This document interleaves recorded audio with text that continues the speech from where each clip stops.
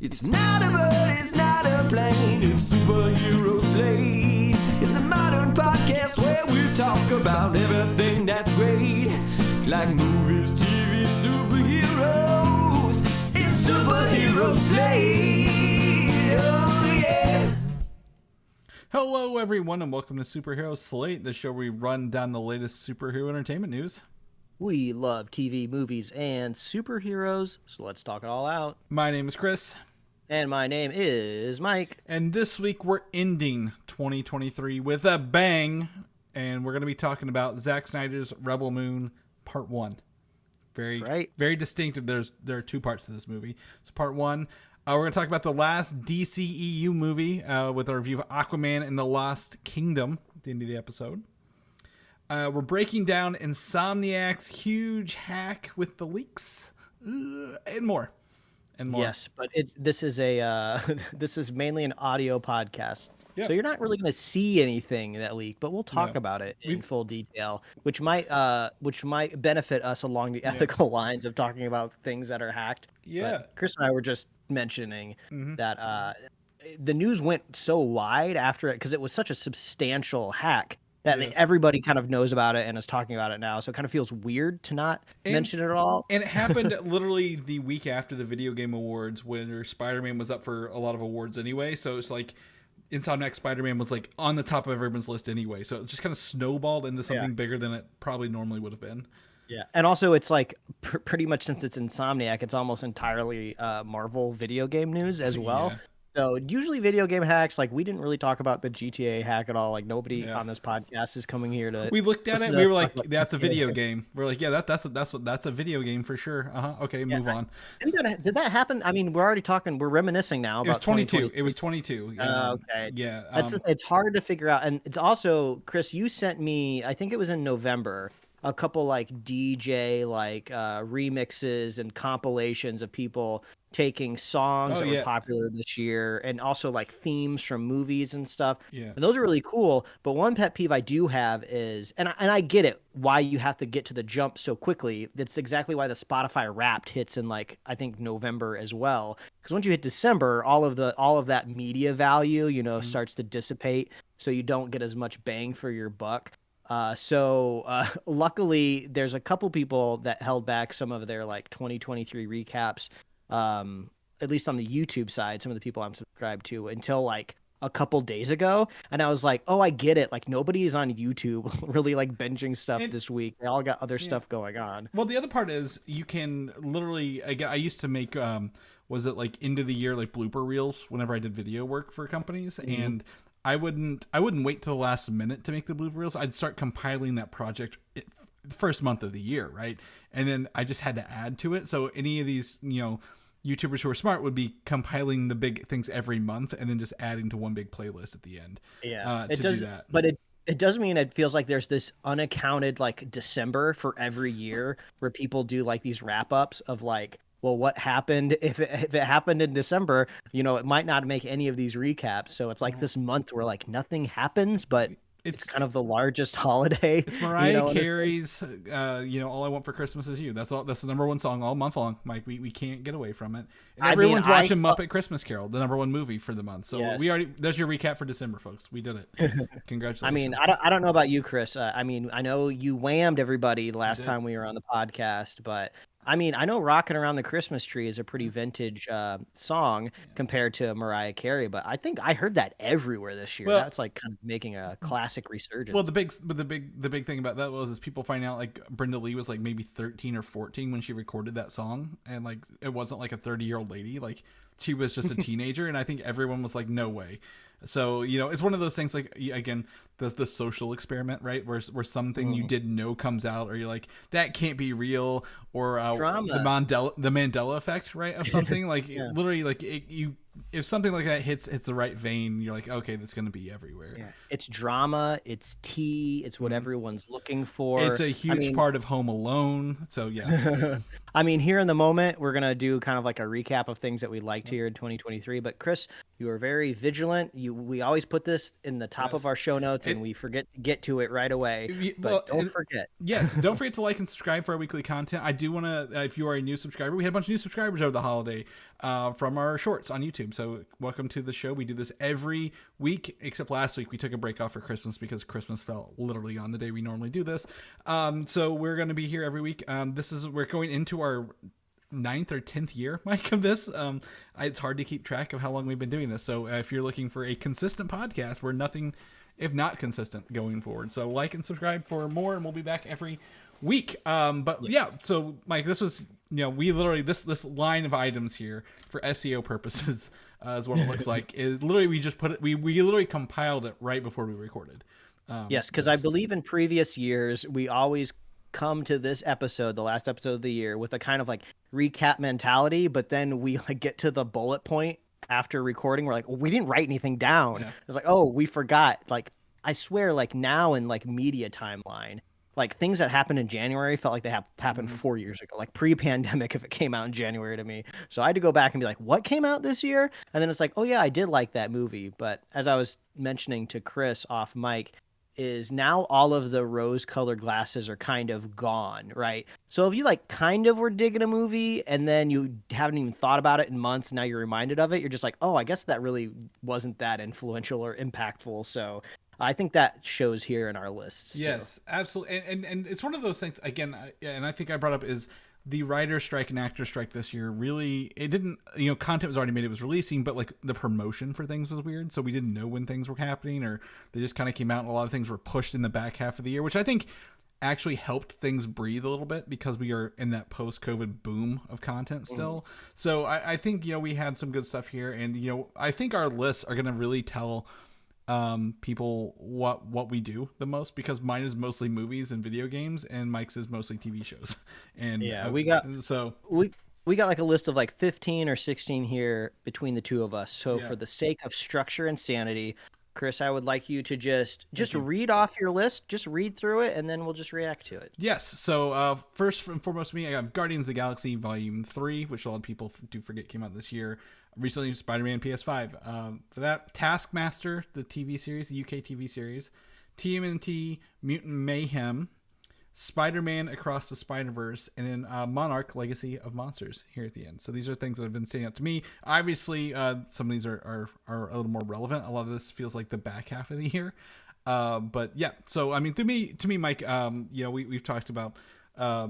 We had 3 Marvel movies, and one of them to me stood out the most, and that was Guardians 3, like James Gunn's last Marvel movie that we know of, hitting on a pretty high note, honestly, to be completely honest. Yeah, that movie felt like it was like protected by an incantation, because the script and the cast were kind of already set and good to go and preserved in a bubble before like the Chapek wave kind of ran through Disney. So once it was safe to unlock the kind of primordial egg around it, we were able to just kind of experience what Marvel like kind of should have gone, but it's weird. It kind of stands on its own compared to all the other Marvel stuff that came out. Yeah, and it's one of the few things, again, we'll talk about. I felt Aquaman and the Lost Kingdom tried to replicate a lot of this. It's one of the few movies you can put modern or rock songs in, and it doesn't feel like, forced on you, because it's part of the DNA, the structure of the story, right? Peter's always listening to music, there's always music, so it feels good. Also, James Gunn's propensity for practical effects. The aliens look good. The aliens look like aliens, right? Like, it feels like a very lived-in universe rather than it's kind of a sterile universe. We might occasionally see an alien, but they're mostly human people. So I think they really, and then also the emotional story really kind of ended on a good note, and also leaves these characters the ability to go in a different way in the future of Marvel. So I think that was great. Mike, Spider-Man PS5, we both played this, right? I think we're both on the same page here. Great game, great. Takes what we loved about the first one and just, I wouldn't say it enhances it too much, but it adds some really cool stuff like the web wings. It just adds more of the same and just continues that streak. Yeah, whenever I think about sequels, I think usually about James Cameron when it comes to Terminator 2 and Aliens, where it's just like it's the perfect formula. You give me more of the same but different enough to justify more of it. And like Spider-Man 2 just nails that formula. Yeah, absolutely. And again, if you don't have a PS5 or thinking about getting one, this is a must-have game. I would also recommend playing one in the Miles Morales games to get in here. The next one is a series, Mike. It's new to me, but it's not a new series. It actually started like 2016 or so, and it's Taskmaster. It's a UK series where you essentially there's a Greg Davis, who is the Taskmaster, and Alex Horn, who's the assistant, who's actually the writer. They had these 5 celebrities / comedians do over like several months these random tasks, and then they rank them based on how they did when they play the feedback later. They compile it and they watch it later.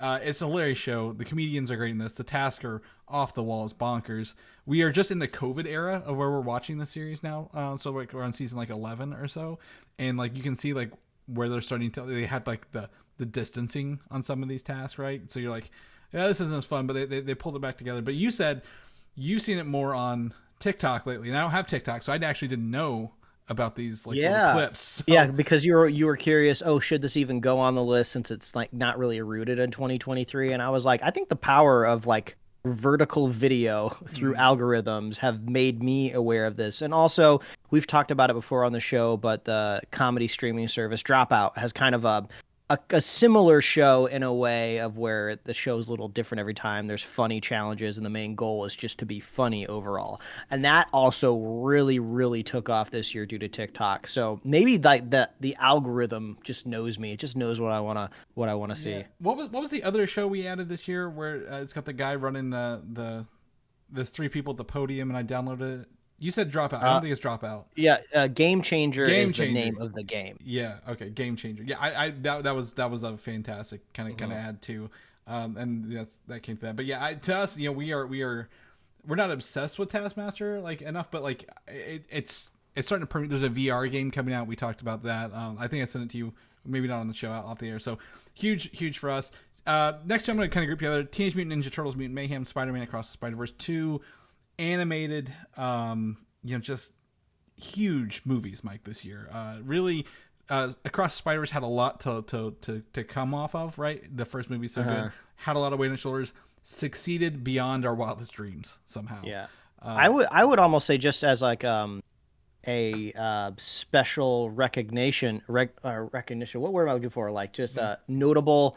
One that we left off that would fit in there is Netflix Nimona. I don't know if you ended up watching it or not, but I feel like it fits in that same category of, like quotes around experimental animation, but driving a unique narrative, not necessarily appealing to a Pixar or Disney crowd. So yeah, this was a great year for animation. Yeah, and Teenage Mutant Ninja Turtles obviously riding on years and years of turtle, history and lore, like comic books, the old animated show, the toys that are even back, and being able to literally give us actual teenagers voicing this with Seth Rogen behind the wheel, just a huge powerhouse there, bringing Turtles back into everyone's minds for the first time in a long time. Huge there. And lastly, I'm going to say, I don't watch a lot of Apple TV shows, but I think Apple TV Plus is one of the strongest streaming services out there right now with the content. You have some shows down here on yours, right, that we're going to talk about. Even when you thought about that was like almost 2 years ago now. Severance, we brought it up, but Monarch: Legacy of Monsters is really, I love Godzilla stuff. Mike, you saw my Plex server. I downloaded every Godzilla movie known to man. Yes, I saw that. All the old ones, just to look at the different eras of them. So a huge call, with Godzilla X Kong coming out, but Legacy of Monsters really building this universe out, but like not like in a good way. It's the quality of an Apple show. You feel the production value. They're not shying away from the monsters. They have good actors. Again, Kurt Russell and Wyatt Russell in there. So I really enjoyed this show and how it's taken its approach to this. For me, it's just blowing me away because it could have easily been like a throwaway show, right, at the end of the day. But Apple, they're stepping up and doing that. And they also have was it Killers of the Flower Moon? I believe was there. I didn't watch it, but obviously people enjoy it. And I believe there was I forget what the other movie was, but yeah, Apple TV Plus, surprising streaming service for me this year to really knock it out of the park, Mike. But okay, let's go through your list. We're out of mine. Let's go through your list here. Yeah, I'll read them off here in order. I guess I'll group kind of two together of Breath of the Wild and Tears of the Kingdom because I just got to those this year, so I'll come back to those.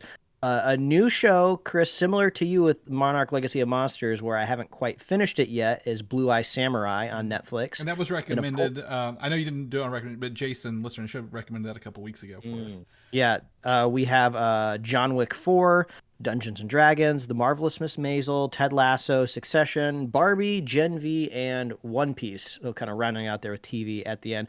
But yeah, I just finished Tears of the Kingdom like just the other week when we were off of the podcast last week. So I played both of these kind of groundbreaking Zelda games for the Switch in this calendar year. And I was gonna say, didn't you buy your Switch during it was a Prime Day during the summer, wasn't it, where we found? Yeah, it was like this summer. Yeah, so I kind of like binge these back and forth, and like weirdly enough, I kind of wish I got to experience it like everyone else did. I think it's actually detrimental to play them back to back in my head because I think they're too similar. The games are too similar to like when we were talking about Spider-Man 2 on the PS5, you know, being more but better and different. I don't think Tears of the Kingdom for me is different enough. They give you a fun building mechanic that's really, really cool and obviously went viral all over my TikTok. I was seeing it everywhere on Reddit, people building these awesome contraptions. I even found a new subreddit called Hyrule Engineering, and it's all dedicated to people building the craziest stuff.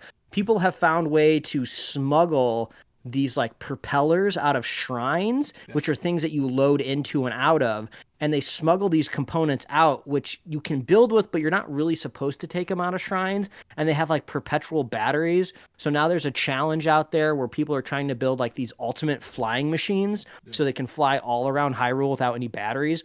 All that stuff, super awesome, super crazy interesting. I love it. But it's like the same exact game as Breath of the Wild outside of that. You're going to the same biomes. You're getting like the same like MacGuffin from every single one. Mm-hmm. It's like a very similar fight, you know, at the end. So like I think Breath of the Wild is a better game, but I think the temperature out there is totally different than me. People seem to fawn over Tears of the King. Yeah, and the difference in that is those are two games on the same console generation, right? And Spider-Man, 1 to 2 jumped a whole generation. The instant fast travel, right? I would say it even has the same DNA. Like you're doing the same missions for you have the same map essentially with a little bit bigger map. So it's very similar, but in that same generation, you don't feel the advancements, right? It's the same. You're running the same engine underneath to get everything there. So and it kind of almost just ends up feeling like a gorgeous, amazing for your value like DLC, right? But to me, it was just a little too similar. But I had fun. But anyway, that was Tears of the Kingdom and Breath of the Wild. Chris. I just found this show like 2 days ago. No, yesterday. Not even 2 days ago. Yesterday. I'm halfway through it. Blue Eye Samurai on Netflix. I was shocked to see so many creators out there throwing this up on their best of the year list because this just looked like another kind of like 3D animated anime that Netflix has churned out, and because they churn out these type of things all the time, I just figured, oh, this is just kind of throwaway. I don't have to worry about this. And usually I hate three-dimensional animated styles or anime styles, but this is just absolutely amazing. The story is so good, so interesting. It's kind of refreshing to kind of see something anime inspired that's grounded. Like there's no fantasy element so far as I can tell. It's like kind of similar if you've played the video game Ghost of Tsushima, where you're kind of looking at historical Japan, but just like any sort of like action like movie or cartoon, they're going to take liberties with physics, from here to here. But it's just great. The story is so engaging. I have 4 episodes left, and it's beautiful. Like this should be the gold standard if you're trying to turn an anime or something anime style into like a 3D rendering engine, because they're doing like these gorgeous like outlines and brushwork on like the characters. The animation still looks like a rig animated, so you're never quite going to capture the magic of 2D animation, but the visuals on top of the story, it's just super compelling. This isn't really a spoiler because it's the first thing you see when you boot up the first episode, but it's just a couple lines of text that get you into the story. It's all about the 1600s in Japan, where they outlawed all foreigners and closed all of their borders. So the only face that you were allowed to see in Japan was another Japanese face. So the main character we follow is our Japanese main character that was born from a Japanese woman and a white European invader. So you're following this character and their trials and tribulations, but it's so good. There's awesome action. It's amazing. I can't wait to finish the last 4 episodes. Each episode seems to be roughly between 45 minutes to an hour. It's one of those great things where you're just oh, this could have been a live action feature film. The quality of the writing is so good. Yeah. So very much looking forward to finishing it. And I give a shout again to Jason, listener to the show, Jason, who recommended to me a couple weeks ago. He had the pulse of this before our last episode 2 weeks ago to tell me about it. And again, like I said, I've just not had a chance to watch anything, but shout out to him for being ahead of everybody on that one. Yeah, props to Jason. And I'll kind of pull the next 2 together. Came out earlier this year. Awesome, solid films. John Wick 4 and Dungeons and Dragons. I forgot they came. I forgot they came out this year, which is not a slight against them. It's just they happen. So much has happened this year already. So I won't put it against them. Dungeons and Dragons, Chris, I was telling you, in my opinion, is probably one of the best Marvel movies that came out this year, which doesn't make any sense on face value. But if you just look at the DNA of this movie, it has a Hollywood Chris in it. It has the awesome humor and action that we loved seeing in Marvel movies, back in the day. To me, Dungeons and Dragons is the sequel there's a movie that deserves a sequel the most out of anything we saw this year. Despite, it being everything was down at the box office. Nothing really won overall, other than Barbie and Oppenheimer. That's a different story. But this deserves a sequel more than anything else. And to me, this is how you introduce a bunch of people on a team to foil a plot of somebody bigger than you, Rebel Moon, in a proper way, in a good way where you care about the characters and have a good time doing it. Oh, see, now Chris is showing his hand. Now you have to stay tuned until the end of the episode to see what he was possibly even mentioning. But exactly. Yes, I forgot. The Dungeons and Dragons, I thoroughly enjoyed it, and I hope it does get a sequel. Yeah. So the next 3, lump them all together because they all had their series finale kind of, I want to say, in the springtime, but it was right around the time the writer's strike was kicking up. So I feel like there wasn't a lot of ceremony with them kind of getting their sign off, but The Marvelous Miss Maisel from Amazon Prime, Ted Lasso and from Apple TV, and Succession from HBO Max. All of these shows were great. I love them. My wife and I tuned in every single week. Just a great treat. I could talk about all of them for an hour each, but I won't. But I could recommend all of those to anybody that really likes television. And of course, the juggernaut that was Barbie this summer. Love the movie. It's great. Fun thing about Barbie, and I believe maybe it was your wife who shared it. Is it has a sign language person version on HBO Max that's experimental for that. Yeah, an ASL version, which you might just think well, what's the point of that if there's captions? I mean, I don't read sign language. I'm not a deaf person, so I don't know. I can't explain, but I got to imagine there's a different way to kind of enjoy a movie if somebody's signing it to you based on if you're reading it. I mean, it's activating totally different parts of your brain, right? And I think, again, from watching Great British Bake Off, which is always in our list for every year, there was a signer in this season, right, for one of the contestants, and she was deaf, but not all the way deaf. So the signing helped enhance what she could hear at the same time. So obviously, we're not the direct audience, but I think it's 2023. If you can add an ASL version to a movie, do it. It's not hurting anybody else. So I think that's great to do.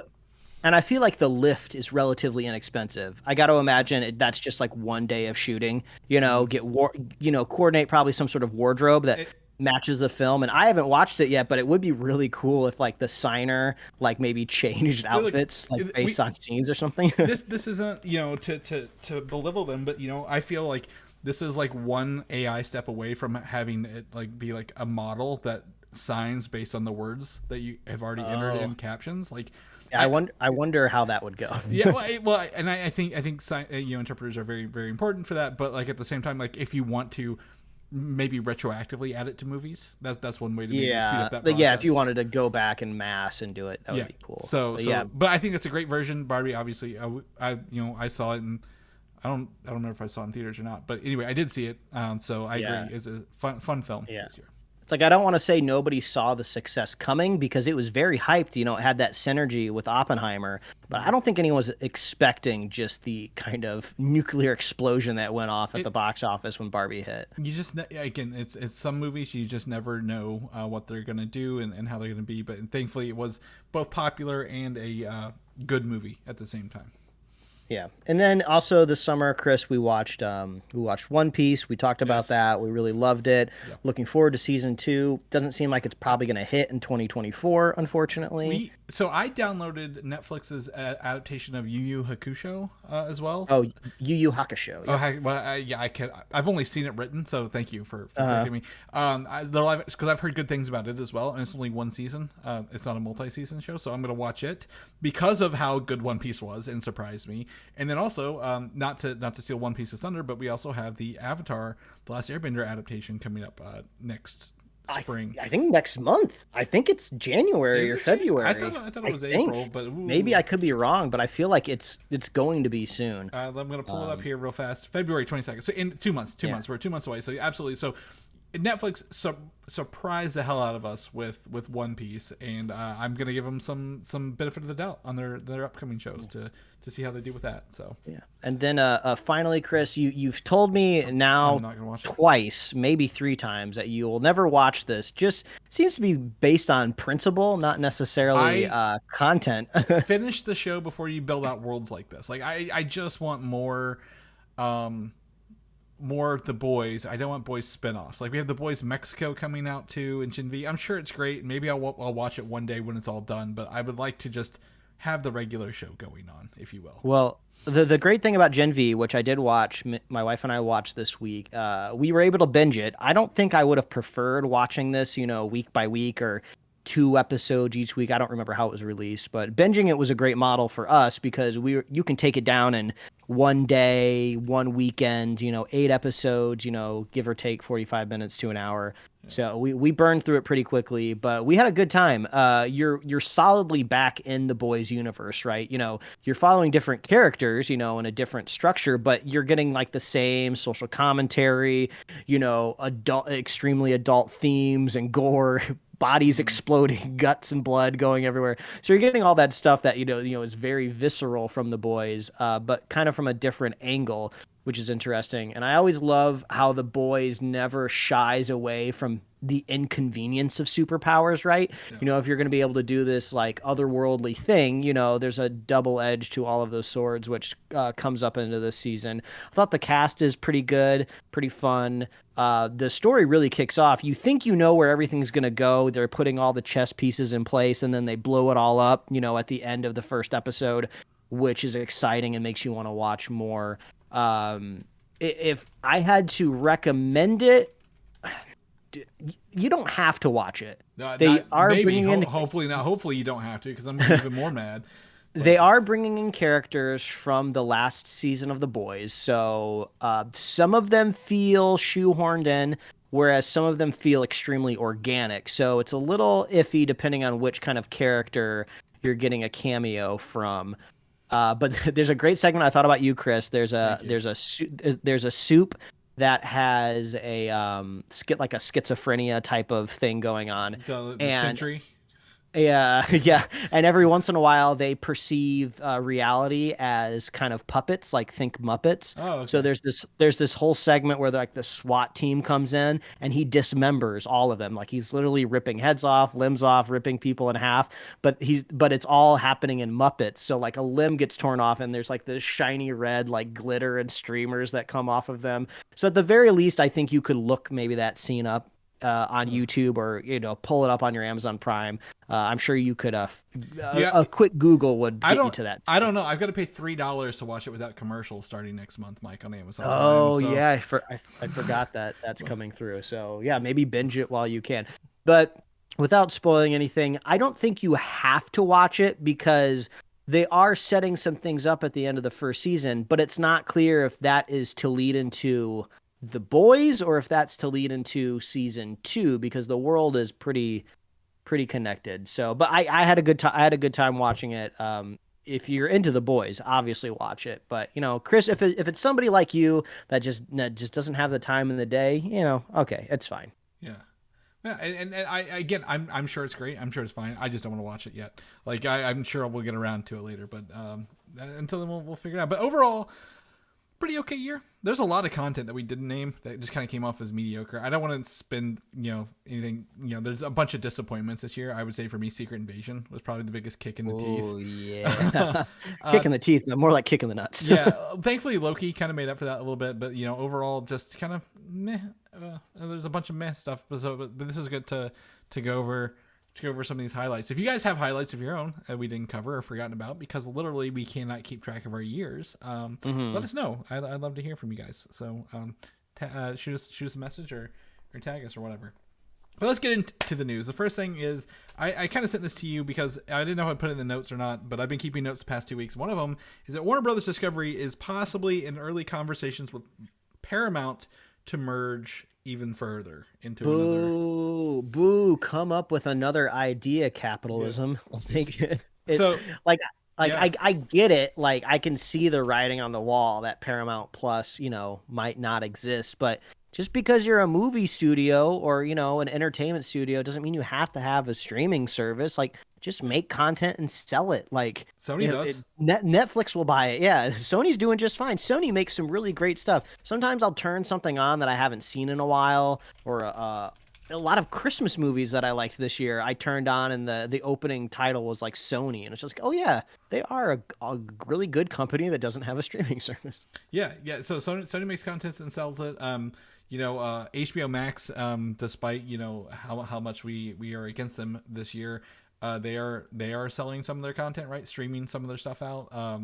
Merry Little Batman was on Amazon Prime, and they own DC. And I think some of the Zack Snyder stuff is now maybe on Netflix or something. But the problem with this is Paramount is a huge company. They own a lot of stuff more than just streaming things. They make movies. They've been around forever. I believe they own some television stuff. I'm trying to pull up what they own.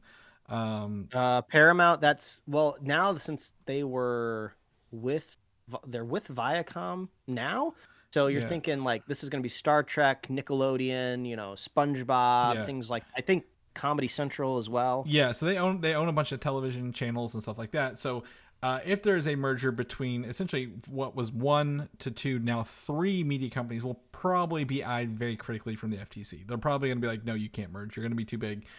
Closing on, like, I wouldn't say monopoly links, but it's reducing competition in the market. So I feel this, Warner Brothers Discovery, I think barely got passed. I think this is going to be one that's going to be on the cusp of probably not happening. And also, I know having the X-Men hang out with the Avengers isn't enough of a reason for a company to buy another company, right? There's no reason people should be cheering in the streets for that.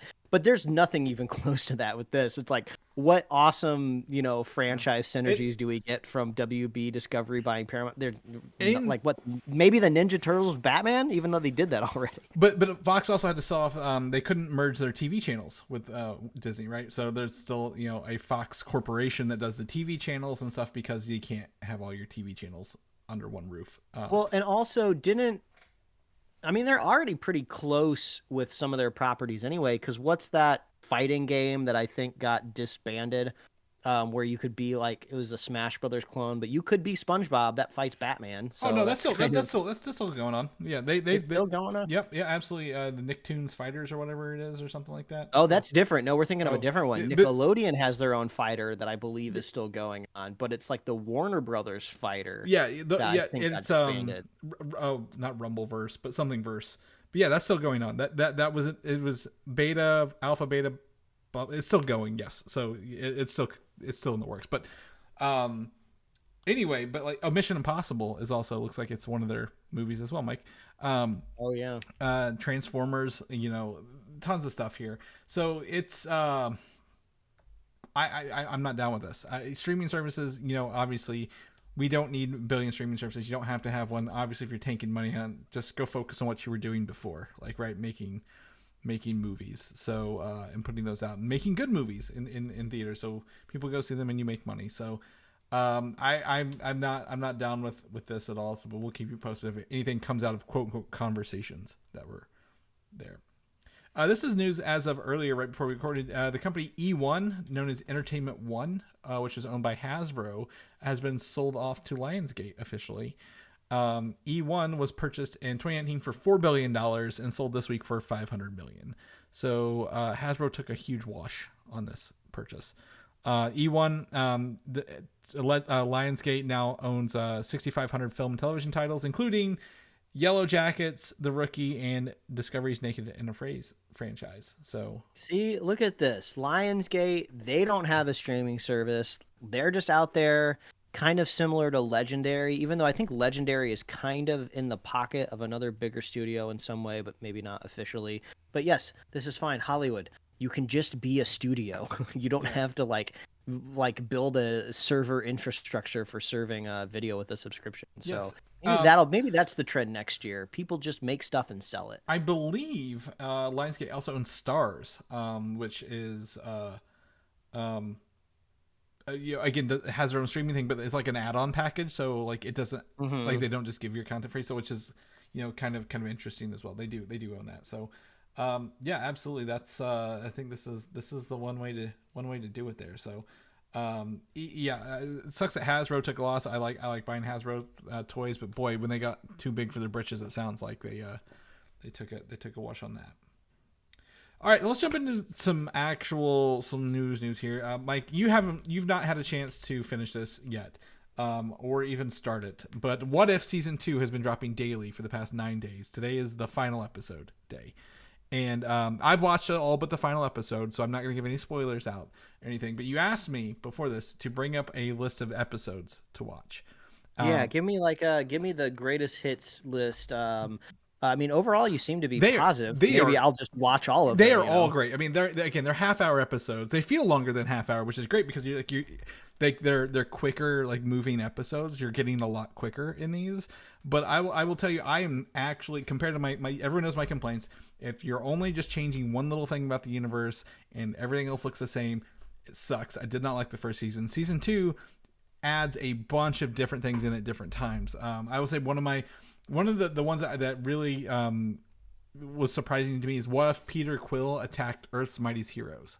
And what I think I messaged you this earlier, or maybe last night, is I always forget how many of these regular actors came back and voiced all these characters along the way. So that one's really fun because it's essentially imagine it's the whole point of that is what if Yondu gave Peter Quill to Ego instead of keeping him. So what does that whole universe look like starting from the 80s rather than 10 minutes ago? The first episode, what if Nebula joined the Nova Corps, is very much a Blade Runner style episode as well, which is you would never think Nebula would be in the Nova Corps kind of deal. So that was interesting. You're gonna get a kick out of what if Happy Hogan Saved Christmas, Mike. It's a Die Hard kind of thing with Happy Hogan at the Avengers Tower, and it's got a fun return.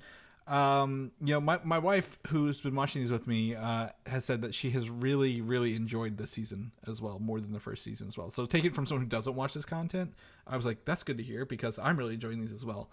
One of the episode I watched yesterday, the next last episode, is what if the Avengers assembled in 1602, Mike, which is actually a comic series, Marvel 1602 before. So it was really cool to see what if the Avengers look like, it's not, like there's an Ant-Man in 1602. What does he look like? Kind of deal. Like, what's that look like? So it's really been a good time. Like I said, I've got to watch the last episode, which combines these all together.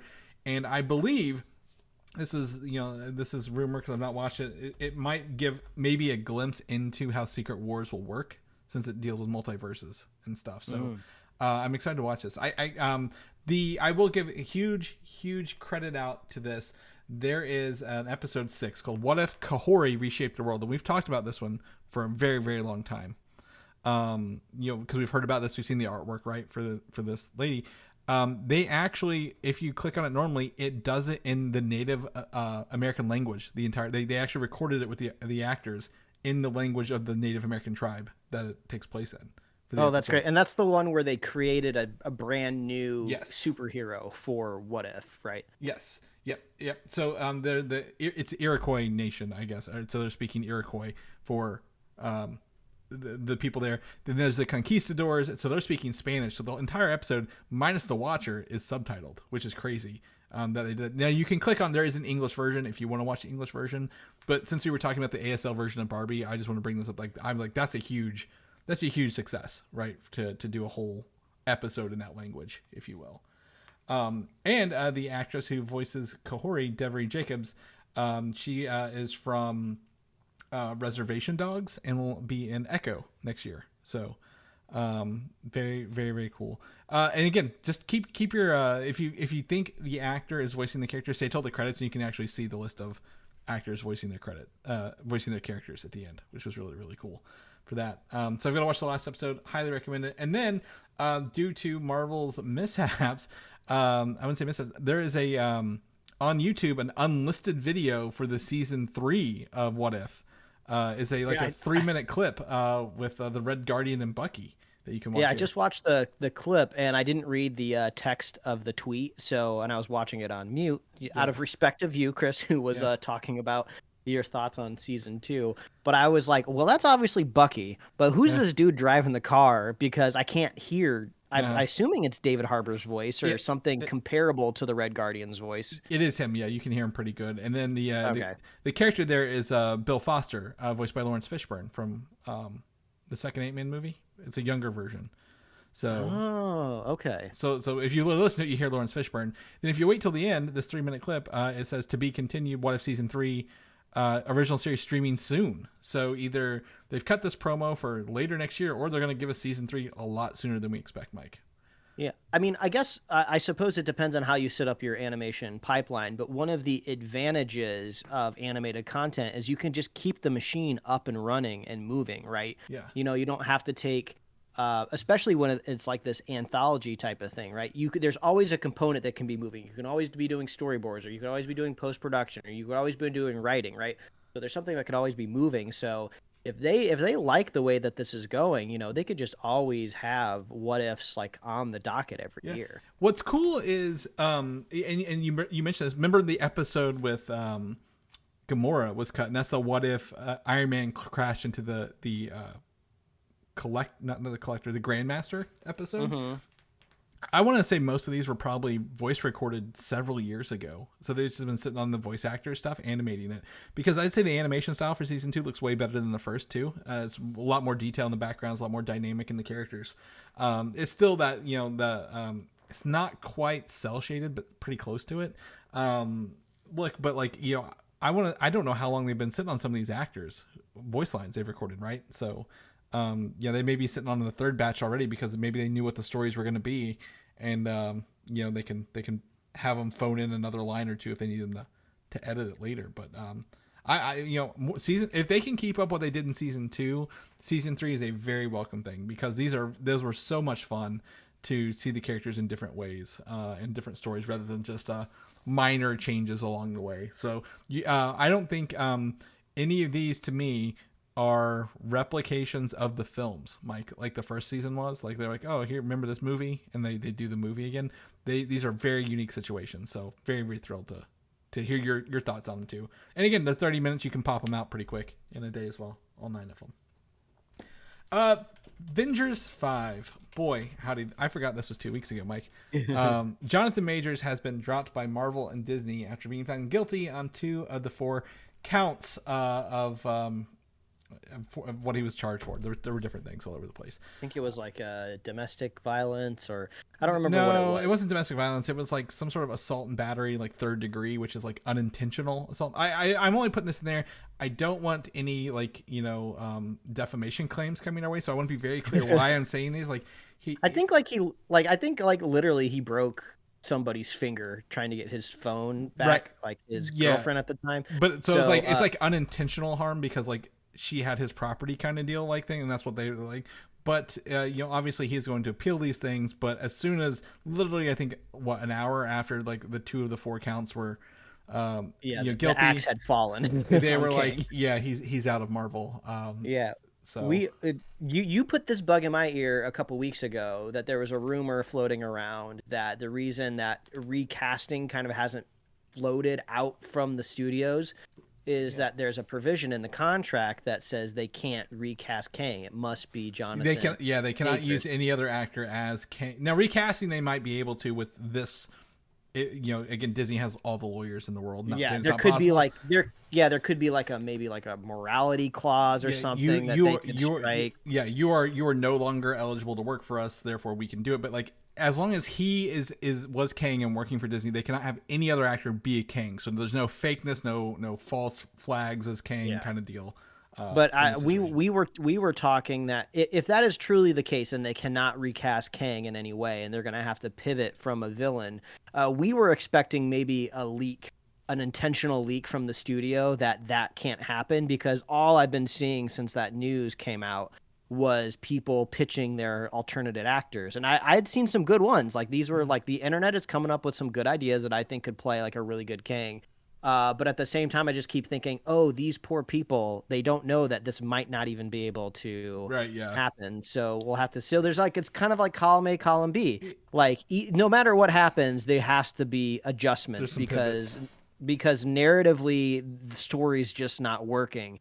And all of that stuff is all in process right now. But now, so are you trying to make a better Kang storyline, or now are you just trying to make a better storyline that doesn't have Kang in it at all? I disagree that the storyline is not working. I think they can still make the story work. But again, as my notes here say, the current materials now from Disney say that it's Avengers 5. It's no longer Kang Dynasty, which tells me, the association of Jonathan Majors with the word Kang is now too much for them to handle. Like we can't wipe away years of this now all of a sudden. Recasting's not gonna be the best way. So obviously maybe they retitle it.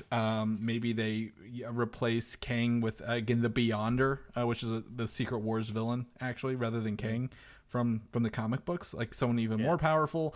So there's a lot of opportunities here for Marvel to again go in different directions. However, I feel very not strongly that they're going to recast it. I feel like they're going to go in a different direction just because that association Majors and Kang is too much. You search Kang and Marvel, you're only going to get Jonathan Majors news from now on. Like there's nothing else that can take that over. And I think one thing that maybe leans also into the just dropping Kang entirely is so much is on the line for the next Avengers movie, right? Mm-hmm. Can you imagine Marvel releasing an Avengers movie that people like that just gets panned again, or nobody goes to the box office for it? You can't release an Avengers 5 and get like a middling performance at the box office. Like I think a lot of the future of Marvel is going to be predicated on how well that next Avengers franchise does. I mean, we've always been talking about in the future they're going to reboot things and get things going again, start the cash cow all over, which they do in the comic books, no shade there. But so much is on the line for getting all these heroes together again. You got to make sure everything is firing on all cylinders. And I'm just glad Iger's back and has said multiple times this year that is the strategy. We need to make higher quality films. And you can see, I've already seen so many like YouTube essays this year, or just like recaps of like how bad Disney did from a feature standpoint financially this year. So I think they're looking to rally next year for sure. I also think again, I still say it's necessarily quality, but if there was a lot more space in between everything this year, we'd have a better year overall. Like I feel like we're just being inundated with everything all the time in 2023. I'm like, I don't want to watch anything because I'm tired of watching things. So I want to do something else. But I don't have any fear of Avengers 5. Retooling it. I think they'll be fine. With that, the cameras aren't rolling. We've not had anything else. There's others. Obviously, if we look at the slate, if it still holds, there's still spaces for other films in there. My eyes are going to be on essentially who's the Fantastic Four going forward, and then Avengers 5 after that, because I think those two things need to hit the ground running pretty quickly. So we'll take a look at that. But yeah, obviously, I don't expect Jonathan Majors to bounce back into this. Now, I will also point out, because I want to be fair, Robert Downey Jr. was in prison and very much in trouble for a lot of his career before he got Iron Man's role. So I'm not saying this is the end of Jonathan Majors' career, but I think it's his end at Marvel. So just saying, I'm just saying there are people who've come back from I wouldn't say worse, but similar situations, right? Like looking at Robert Downey Jr. specifically, because I think someone tried to interview him about it. He's like, look, we've all been lows. So news that popped up earlier this week is that this is rumors again that Marvel is working on a UK version of a superhero team. I'm gonna dub it Excalibur because that's what the comic book name is at Marvel. Now, mind you, since Marvel said they're pulling back on stuff, we've only heard more and more things are in the works. So I don't know how much of this is true at the end of the day. However, at the end of Secret Invasion, we did see Emilia Clarke's Gia character, right? The Super Skrull, if you will. Dane Whitman, played by that Jon Snow actor. I couldn't think of his name, so I wrote Jon Snow actor in the notes. What's his name? I believe it's Kit Harington. There we go. I'm going to put that in there, Kit Harington, and then also possibly Captain Britain. And you might be saying, why Captain Britain? The real Captain Britain, not Captain Carter Britain, Mike. And do you know why Captain Britain would be important to include? Doesn't he have like dimensional travel? Multiversal powers. There's a Captain Britain in every universe, apparently. So I don't. In the comic books, it explains why. Like he's like a I wouldn't say like a lightning rod, but like some sort of like hey, every universe has to have him to exist and pull to pull them all together. But like they can just totally skip that, and I wouldn't care. Like you don't need to go into details on this. The rumors of show launches, I have totally different opinions about now. When Disney Plus was first launching, and I feel like we got a new show rumored every single week, there's nothing but excitement coming out of me. It was like, oh wow, this is exciting. Yeah, what are they gonna do? But now we kind of see what they did, and I'm like, oh no. Yeah. So they're like we just said, trying to right the ship. So if this is, happening during the writing, if you will, that might be better. I mean, we know this is going to go over well in my household. My wife loves Kit Harington, so I got to make sure she gets her fill.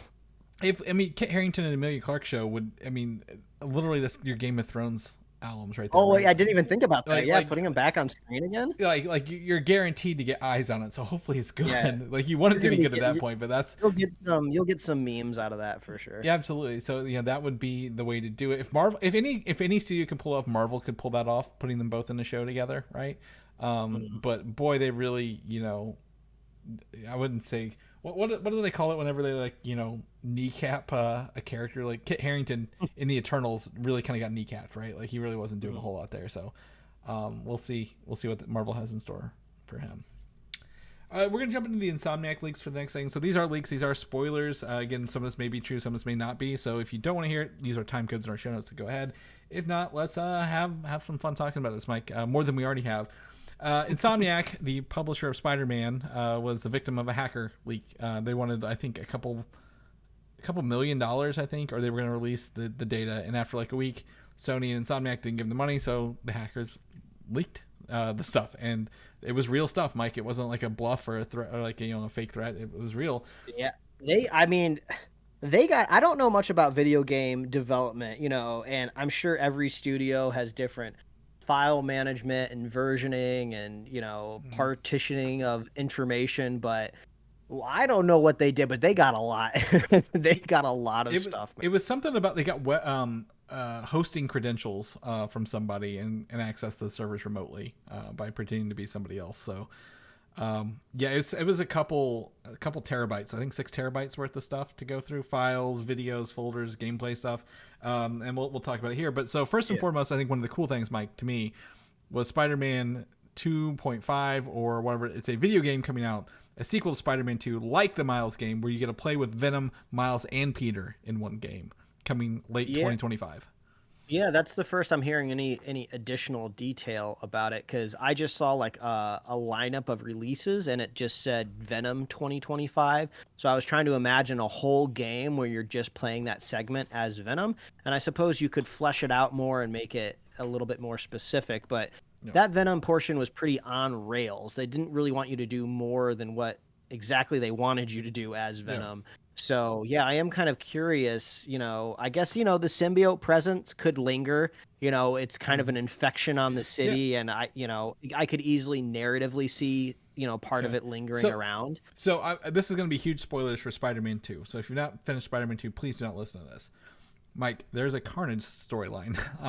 That's probably it's probably Carnage. If I'm going to be honest, like the sequel, this would be a Carnage spinoff, and the symbiote would probably still be the one that's attached to what's his name, Harry. It could maybe someone has said theorized it jumps to the who's the photographer, the actual. Oh, Flash Thompson. No. Flash was the bully. Who was? Oh my, Eddie Brock. It would jump to Eddie Brock, and that would be the new Venom, trying to take down Carnage, if you will. So yeah, I could see that. I mean, either way, like they said that Carnage is pretty heavy at that side mission. It's not a main mission, so that makes me think it's not part of the main story for Spider-Man 3. And it's following the similar formula that they did in the first Spider-Man, where you do get a taste of Miles, and you even do get, there's a whole mission with Miles, but you don't see, the presence of his Spider-Man until his very own game. So if we're kind of following a similar pattern here, it does make sense that, we could be seeing that in the next version. I'm down for it. I'm sure they'll charge close to $70. Oh no. For right here, it's a $50 target right there is what they said. They want a $50 game, Mike. So so we're probably looking at about a similar length of that Miles. Exactly. So they've already got the character models. They've already got the Venom attacks. This would not be a heavy lift, right, to create a new game. Just a bunch of different, scenes throughout the city, if you will. They've already got the playground. So I think this would be not a very far stretch. Or this could have been maybe cut stuff from the main game, if you will. So a $50 target, similar to Miles, would lead into Spider-Man 3. So let's jump into Spider-Man 3 notes here. And that is, I've got a little document here that came exclusively from this leak, Mike. And that's Spider-Man 3 is looking to release a 2-part game, one in 2027 and one in 2028 at $50 each. Yeah, there's so much to pull apart from that, right? I mean, this is unique. We haven't seen this happen, I feel like, in video games with a part 1 and a part 2 slotted. I mean, obviously there's plenty of game franchises out there where it's pretty heavily hinted that you're going to have sequels in the future, but that takes a lot of development time. This kind of seems like they're approaching it from like, we're going to make one massive game. We're going to put everybody at Insomniac on this bad boy, make it as big as possible, and then we're just going to split it in half. And selling it for $50 is interesting as well, because what is that telling your audience, right? Because I look at $50 for a video game and I think, oh, I'm not getting a deal. I think I'm getting a smaller game. So it's almost like, oh, let's go to the movies, and part 1 of this movie's an hour and part 2 is also an hour, So that's kind of, it's interesting because really, if you think about it mathematically, they're getting $100 out of me to kind of play one narrative that's getting split into 2 games. Is kind of another way to look at it as well.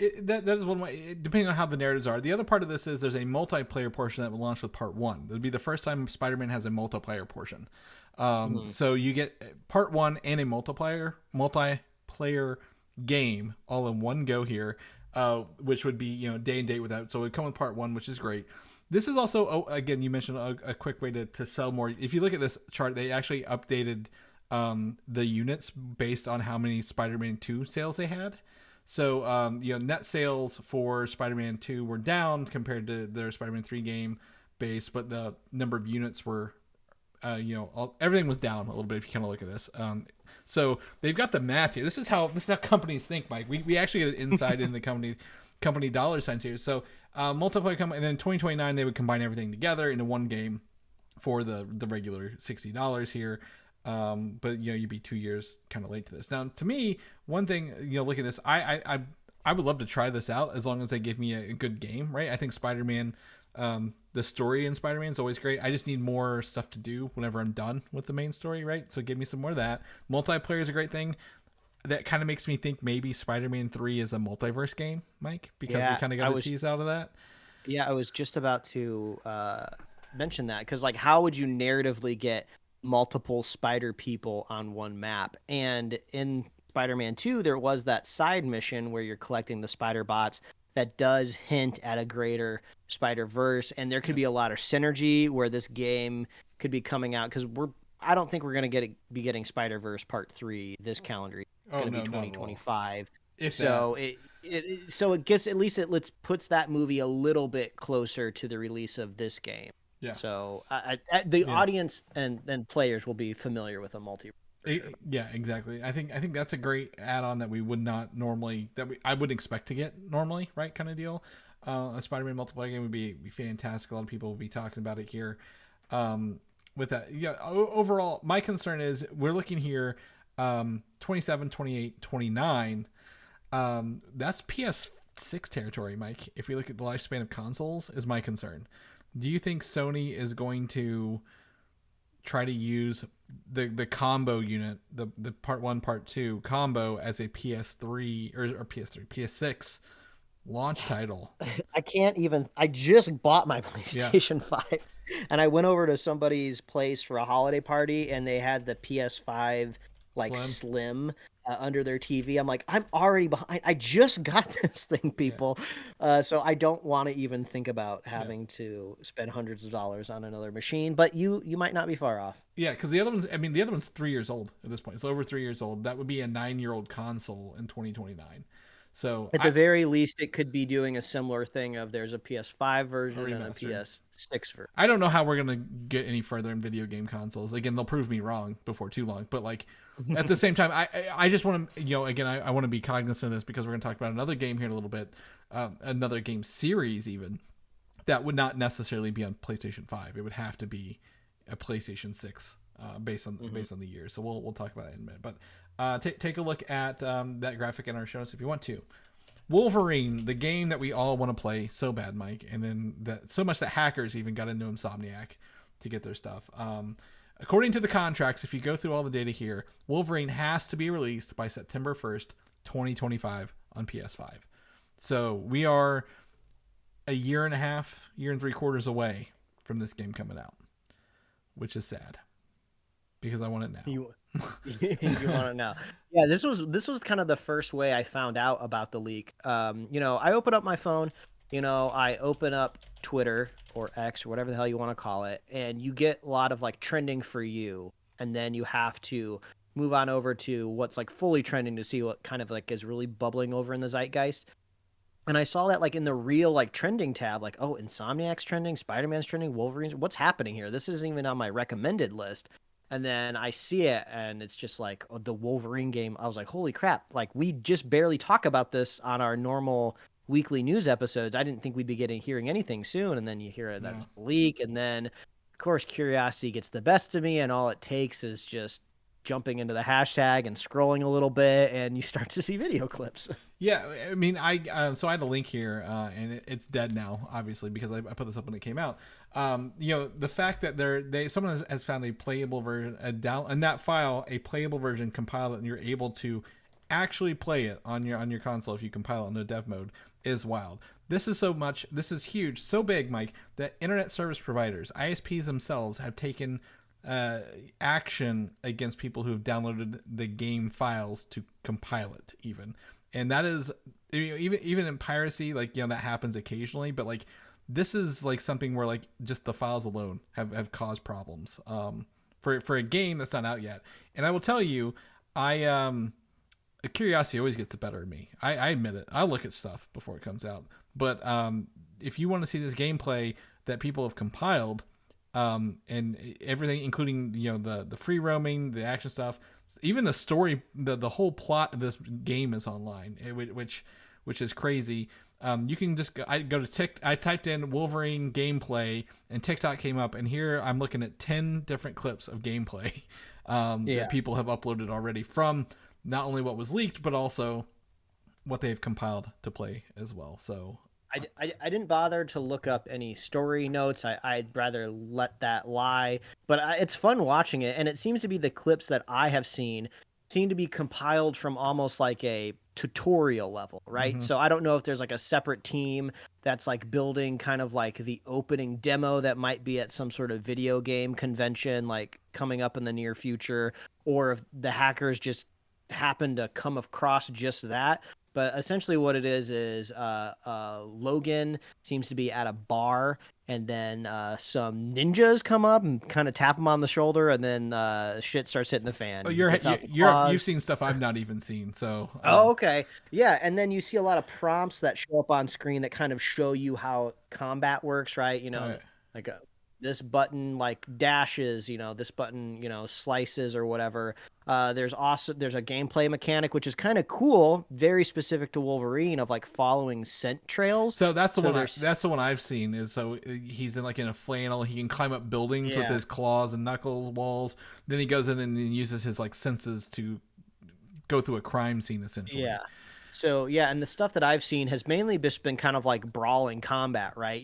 I don't know, because the combat, in the most comparable game of Spider-Man, right? When you get down there and fighting on the street, it's not necessarily button mashing, but that's kind of what it is. You don't feel the ferocity of it like a Wolverine fight would. Yeah, exactly. So I'm kind of curious, where's the satisfaction? Like, what's the satisfaction kind of key secret ingredient? And I'm not saying I don't see it here in the video, but I'm kind of curious what that X factor is, because every good video game company is kind of looking for that like dopamine hit when you're doing that combat. So, and in Spider-Man, it's kind of chaining all the stuff together, right? It's doing all these awesome combos. So I'm seeing the clip now in the bar, and I'll tell you what this reminds me of: God of War. This is 2018, 2022's God of War in a nutshell. Like, you're slow, you're purposeful. The hits matter. When you hit them, you can see the damage being done to them. And then he's got some quick moves, right? Because obviously he can jump and pounce around quite a bit. But like, this is very much, if you like the God of War, the new games, this is God of War gameplay,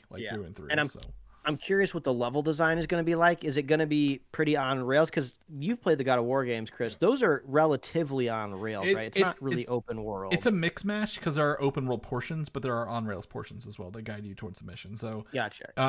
I would say from what I've seen from this is very much, there's a mix match. Like, you're in a city, but like, you don't have full access to the city, but you've got like a small section of the city.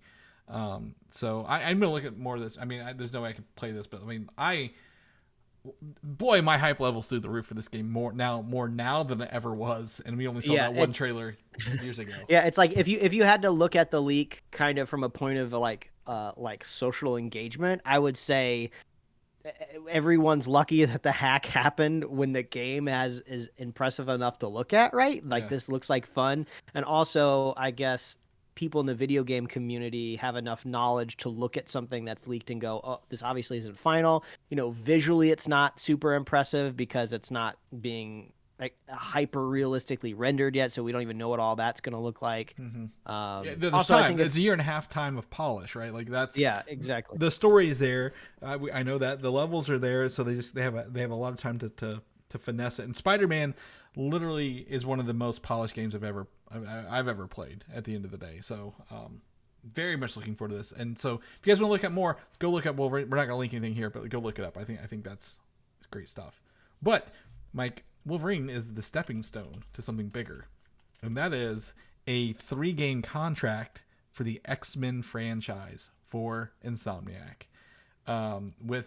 We have a slide here linked in here that shows the licensing terms. Not only are the platforms, the monetary commitments, the release dates, the exclusivity, the royalties, and the termination rights, Mike, all in one go. So we always said I wish we had this stuff for movies rather than just video games, because this is what we're always looking for, right? This is the details we want to know as we're making our guesses here. But it is confirmed that Insomniac has a 3-game X-Men affiliated titles, with with Wolverine being the first one, and then up until 2035, the end of 2035, 12 years from now to this week, Mike, they can make these games for that. These video game timelines are like crazy to think, like, what am I even going to be doing in 12, in 12 years?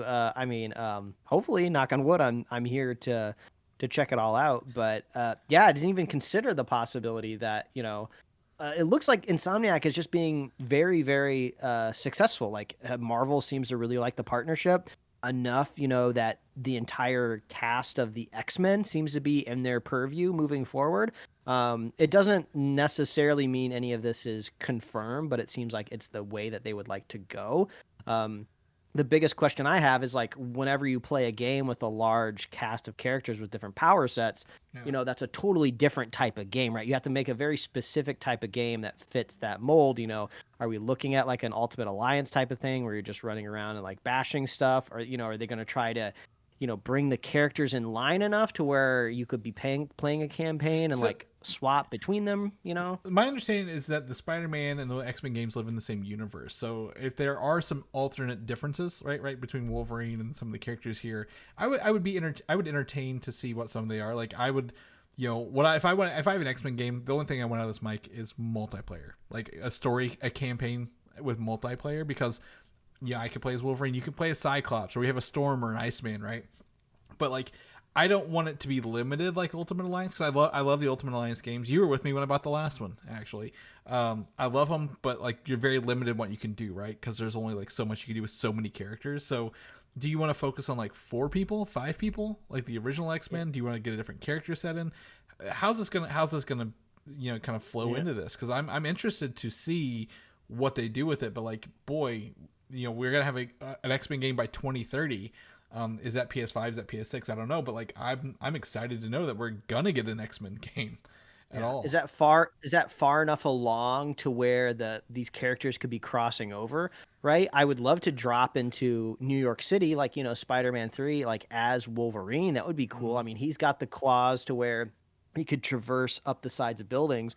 I mean, I don't think it would fit the character wholly for him to go all the way up a skyscraper, because that doesn't really feel like a Wolverine thing to do. He's more of a street level brawler, but it could be cool on like a mission or something like that, where the confines make more sense. Well, I think you put Spider-Man in a Wolverine level more than Wolverine in a Spider-Man level, if you will, because Spider-Man could live in there. But like, if Insomniac is alternating Spider-Man, X-Men, Spider-Man, X-Men, I think we're in for a good 15 years of video games here from this company. Yeah, this is great. I mean, since we're kind of coming to a close here on the hack, we should say up top the one thing that we did leave out, which is really, I mean, obviously this is unethical for hackers to do. It's not like Insomniac is the villain or anyway, and we're rooting for it. But the hackers did also like take personal data from employees, and obviously that's bad. Like we're not looking for more hacks or wanting this to happen more often. But like, come on, like hackers, like I mean, like.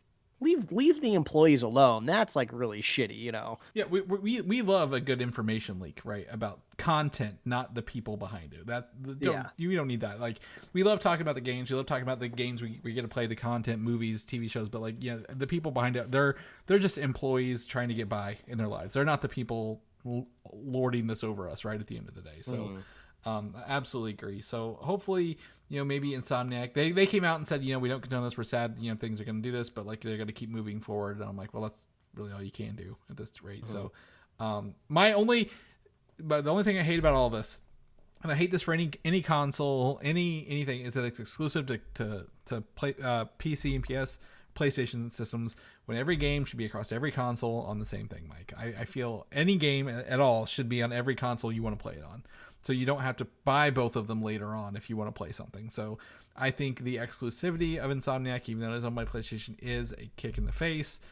But if them being able to focus on one game on one console brings out the best, that's we just want good games at the end of the day. So hopefully we can get some exclusivity issues resolved later in life. But we're going to stay in X-Men world for a second, because the X-Men 97 titles leaked for the upcoming TV series on Disney Plus, which is coming out in 2024. And the biggest thing here is, none of these give away any leaks, Mike. None of these tell me anything about these shows, except there's a 3-part finale, which is standard in actually most of the X-Men animated series, because a lot of them had 2 or 3-parter episodes in that old show, if you remember. Yeah, these titles feel very much like X-Men 97 titles. X-Men in the 90s was kind of very dramatic, which is why it kind of stands out and holds the test of time, because it was an adult narrative kind of given to children. But we got, let's see here, To Me and My X-Men, Mutant Liberation Begins, Remember It. So I will say Tolerance's Extinction, Part 1, 2, and 3. Fire Made Flesh, I think, is a Sunspot reference, the character Sunspot, who can channel fire. But there's an episode where I think it's Jubilee and Sunspot get transported into an 8-bit game from Mojo World. Oh, that's cool. And I think it's Motendo, because that's like Nintendo. So I think that's the biggest thing I have out of this. Yeah, again, it picks up where the arcade, the arcade where the 4 series left off. So to me, my X-Men probably is, the emergence of Magneto as a hero, right, kind of deal. So we'll see how these come. I'm excited to watch this. Hopefully, like I said, it lands and keeps that vibe going from the originals whenever it comes out this year. So we'll keep you guys posted on that. Dune Messiah, Mike, is already in the works at Warner Brothers. Has reportedly been greenlit at Warner Brothers. So this would be Dune 3, if you will, the second book, and it's eyeing a 2027 release. And just so people know, this takes place shortly after the first Dune book, which is 2 movies. So it's much shorter than the first Dune novel, so it should be very much like, reined in a little bit. So sure, why not? If Denis Villeneuve has found his calling in making Dune movies, go for it, right? Like, get your trilogy out of the way. I really got to get around to watching the part 1 because they keep making Dune news, and I have no way to respond to it, but... Second, that part 2 is ready. March 1st, coming out. So I highly recommend it. I'm excited to do it. Again, the Messiah is one of the hardest books I've ever had to read, Mike. But I think it's just because it's a different story than the other one. Like, it's not like the same kind of story, but like I think after Messiah they'll probably get a new cast because it jumps forward in time quite a bit, or maybe just stop making them. We'll see if they do anything. Dune and Lion, Witch, and the Wardrobe series have a lot of similarities in my mind because they're like the same world but like over decades kind of deal. So we'll see if they do this. Like, Disney just killed the Lion, Witch, and the Wardrobe stuff, so Narnia. All right, so we're at the discussion of Aquaman and the Lost Kingdom. And I'm going to tell you right now, we're going to do a full review with full spoilers because we are already at an hour and 15 into this, and we have 2 movies to talk about. Yeah, we got to wrap up the year. We have Aquaman and Rebel Moon. It's going to be, like we said, full spoilers. I have a feeling there's not a whole lot of appetite out in the world to go watch Aquaman and the Lost Kingdom. And also Rebel Moon, you can just you probably pulled up Netflix. You watched it if you're going to watch it already. If not, there's no reason to go seek it out now. But Chris, I sent you a link from one of our favorite websites, The Numbers, where we were using their comparison tool. And I was trying to think of movies to compare the second Aquaman to box office wise.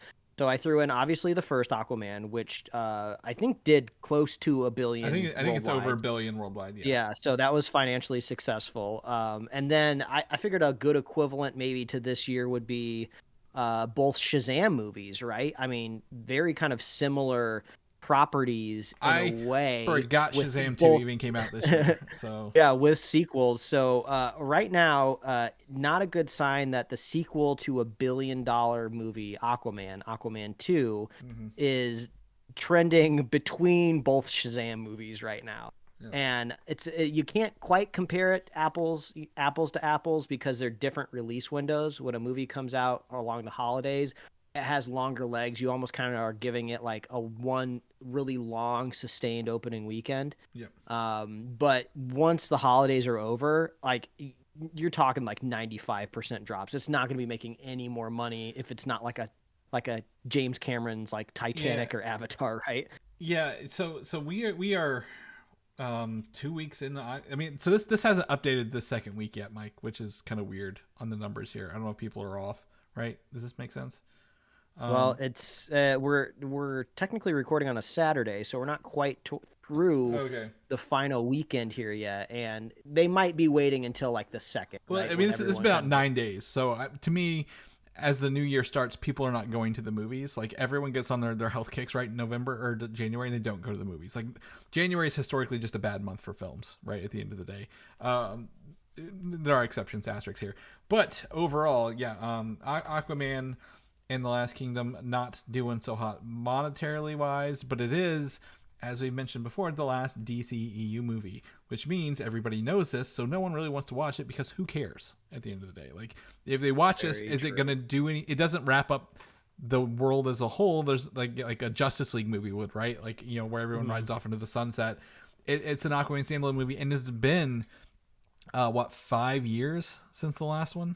I think Aquaman 5 years since the last Aquaman movies. Yeah, I mean, to be fair, it was attempting to come out sooner, but world events, strikes, litigation between your your actors, are happening. So a lot hit this movie, right? Three different rewrites had Batman, Michael Keaton, Batman, Ben Affleck, and then no Batman at all at the end of the day. So yeah, but I'm starting to get the feeling though, like at the core, I don't think this movie has changed overall. Like I could see like maybe like cameos or maybe different supporting characters, but I think overall the movie that we have is what Juan was intending, mainly because a lot more Amber Heard than we were all expecting in this movie, right? Yeah. We were thinking like she's gonna die in like the first scene. She's gonna be sidelined most of the movie, and we're not gonna see her. Well, she was sidelined most of the movie. Yeah, like we are talking spoilers. So I mean, like she was like blasted pretty early on. Pretty early on in the movie, and they even show her kind of like in a coma, if you will. I was like, okay. Like, okay, this is it. She's out for the rest of the movie. We might see her at the very end. She'll do a Deus Machina, come and save everyone at the last second. Yeah, like that's not really what happened. So it seems like Juan was just like, and maybe the studio was like, nobody's looking at this movie. Nobody cares about this movie. The best thing to do overall is probably just to leave Heard in the movie, because I don't know, maybe we'll get some drama points out of it. Well, I would tell you whether she was in this movie or not. I don't think her participation in this movie affected anything. I think James Wan said that the focus of the story was always going to be on Aquaman and his brother Orm, and I can feel like that has always been the plan because they're in most of the scenes together, right? They had that stuff. So I believe him that like even if there wasn't drama, she would still probably have the same role she had, right, at the end of the day. So I agree with you entirely. I'm going to do a compliment sandwich here, Mike, okay, for this movie. And we're going to start with a compliment, and then we're going to have a big, meaty, juicy middle, and then another little compliment on the bottom. So the first compliment is, James Wan has great character designs in this movie. I think the Necros Army, the sea creatures, there's a lot of sea creatures, including John Rhys Davis as what's the little crab man from the first movie, the shrimp guy, Martin Short as the kingfish guy. I had to look up, that was Martin Short doing the kingfish. Really just love the character designs and making it feel like this is underwater and everything is based on water designs because it felt unique to this movie.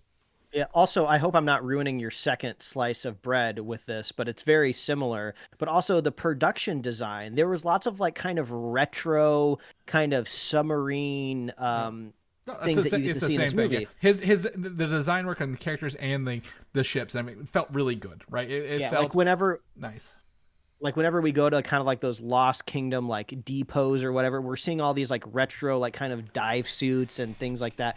I thought all that stuff looked really, really cool. So like props to, the production designers, the concept artists that, besides whatever script those people are given, they just get to do what they do, and it doesn't matter what the story is. They just make cool stuff. Yep. So I would say the Lost Kingdom designs felt good. The Aquaman stuff felt good. Like everything was on point and felt real to the Aquaman movie. Like did not take me out of it at all. Really, really had a good time.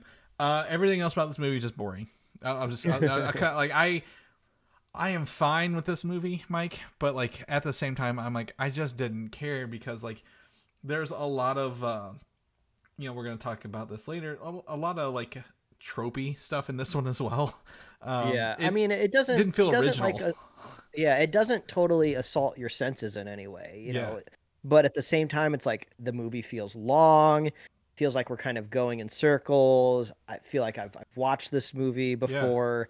The relationship, between Jason Momoa, Patrick Wilson, or Arthur. Well, those actors, they nailed it. I think they nailed the chemistry. But there's this fun moment that I don't really know if it was how intentional it was, or it wasn't even really set up the best. But after Arthur rescues Orm from that desert, and that big horde is coming at them, like, oh, let's go run into the ocean. And I look over at Patrick Wilson. I was like, why is he running like Naruto? Why is he running with his arms down to his side? It looks really, really weird. And like they don't mention it at all. And I was like, okay.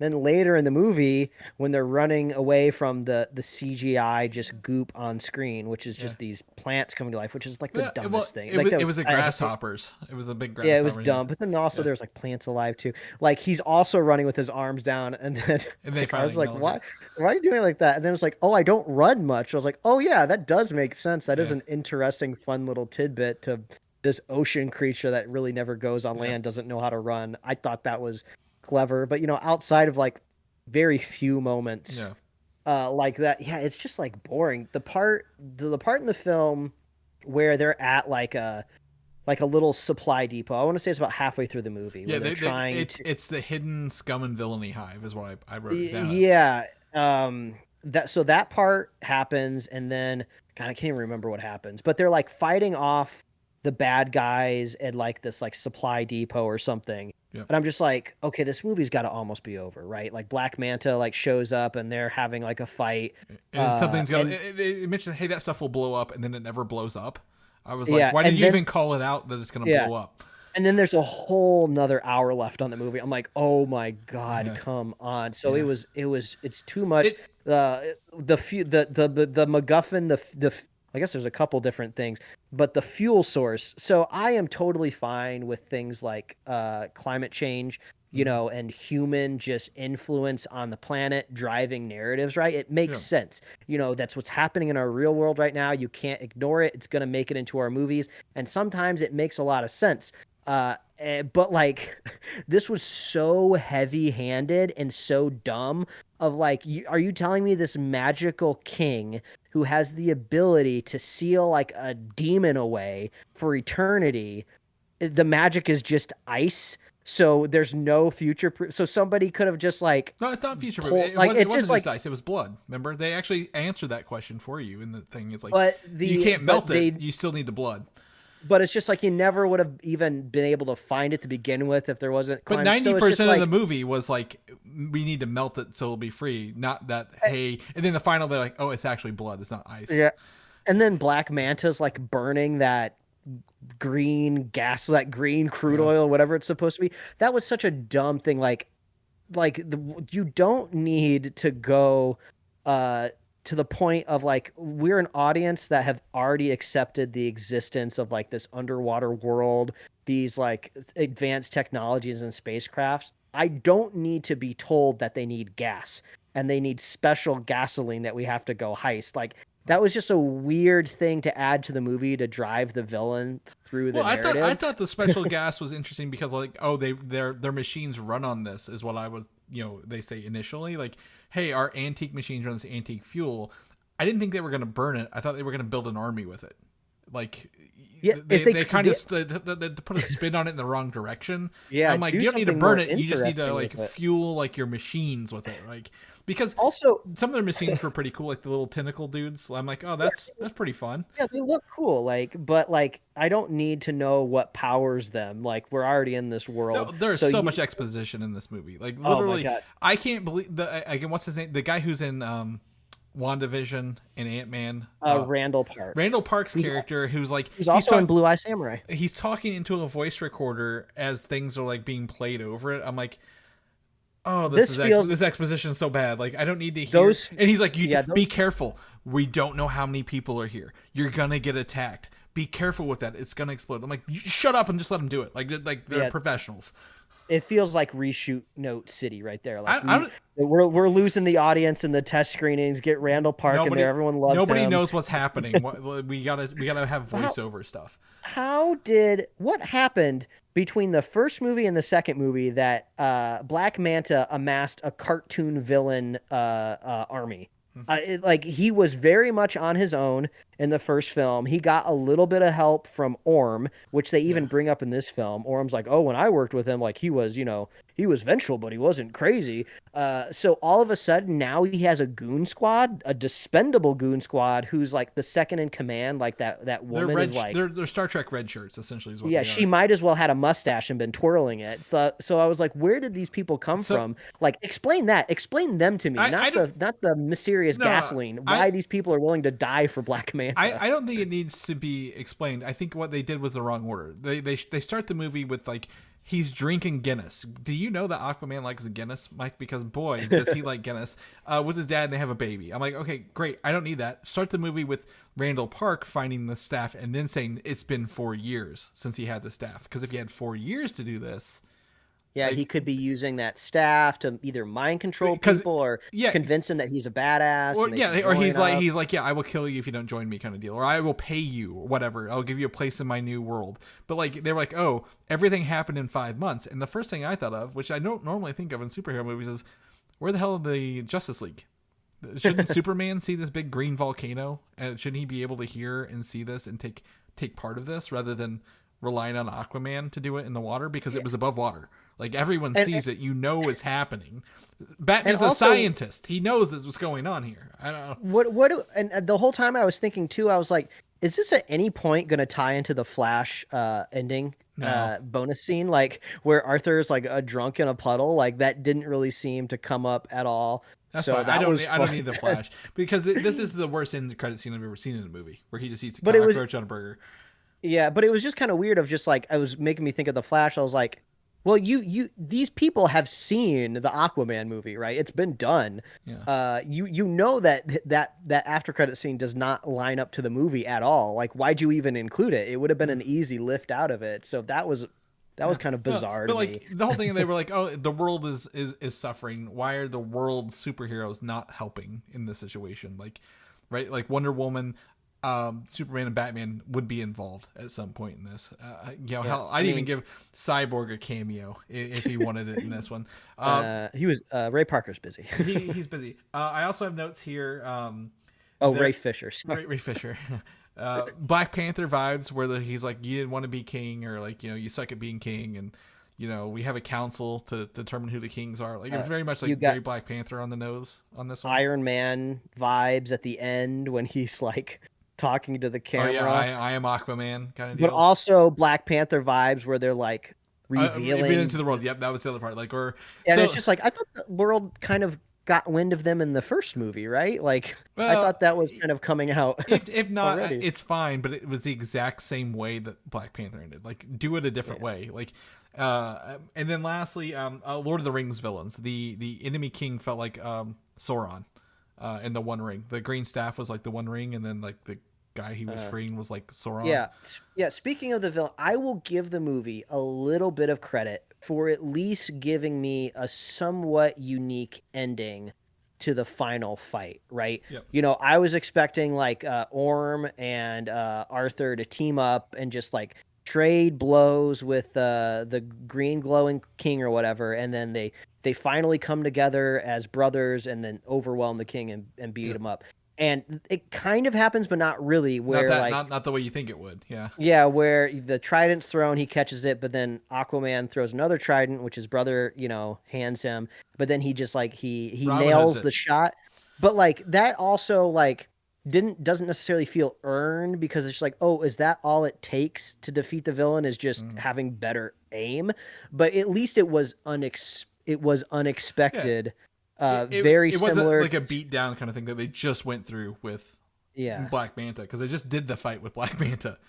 Yes, similar to the unexpected. I mean, even Aquaman comments on his own movie where this special council shows up that stops the all powerful king that we are told that he is in the first movie. Like even him's like, oh, I didn't even know they existed. It's like, yeah, you are a surrogate for the audience right now. The council is dumb and stupid, and the only reason they exist is it gets you out of the kingdom. To get you away from here. It's just so stupid. The other flaw I will have on this, no stakes. No one died. No one died at the end. Even his dad, who was the whole planet. Didn't you see him burning the fuel in the volcano? They blew it up. They blew up the volcano. It's fine. Raising the temperature. But they didn't melt the iceberg enough, Mike. They had to use a missile to blow it up. But like they were like, oh, I'm gonna like we've seen that shot where we're like, oh, the kid's gonna die, or the dad's gonna die, or Mara was gonna die, or Orm was gonna. No one died. No one even had enough damage to stop them from doing anything. They sidelined Mara. Nicole Kidman has never looked worse. I hate to say that about her. Like, it's not her fault, but like they didn't do her any justice in this movie, right? By helping her out. And they sidelined her the whole time by saying like, "Oh, I need to be with this, dude on the land who's recovering, who was fine." So nothing really changed at the end of this movie, and that was disappointing. Yeah, I would love to see out of this movie, this duo, The wand cut. No, I want to see 40 years in the future. Hopefully, I'm still alive and kicking.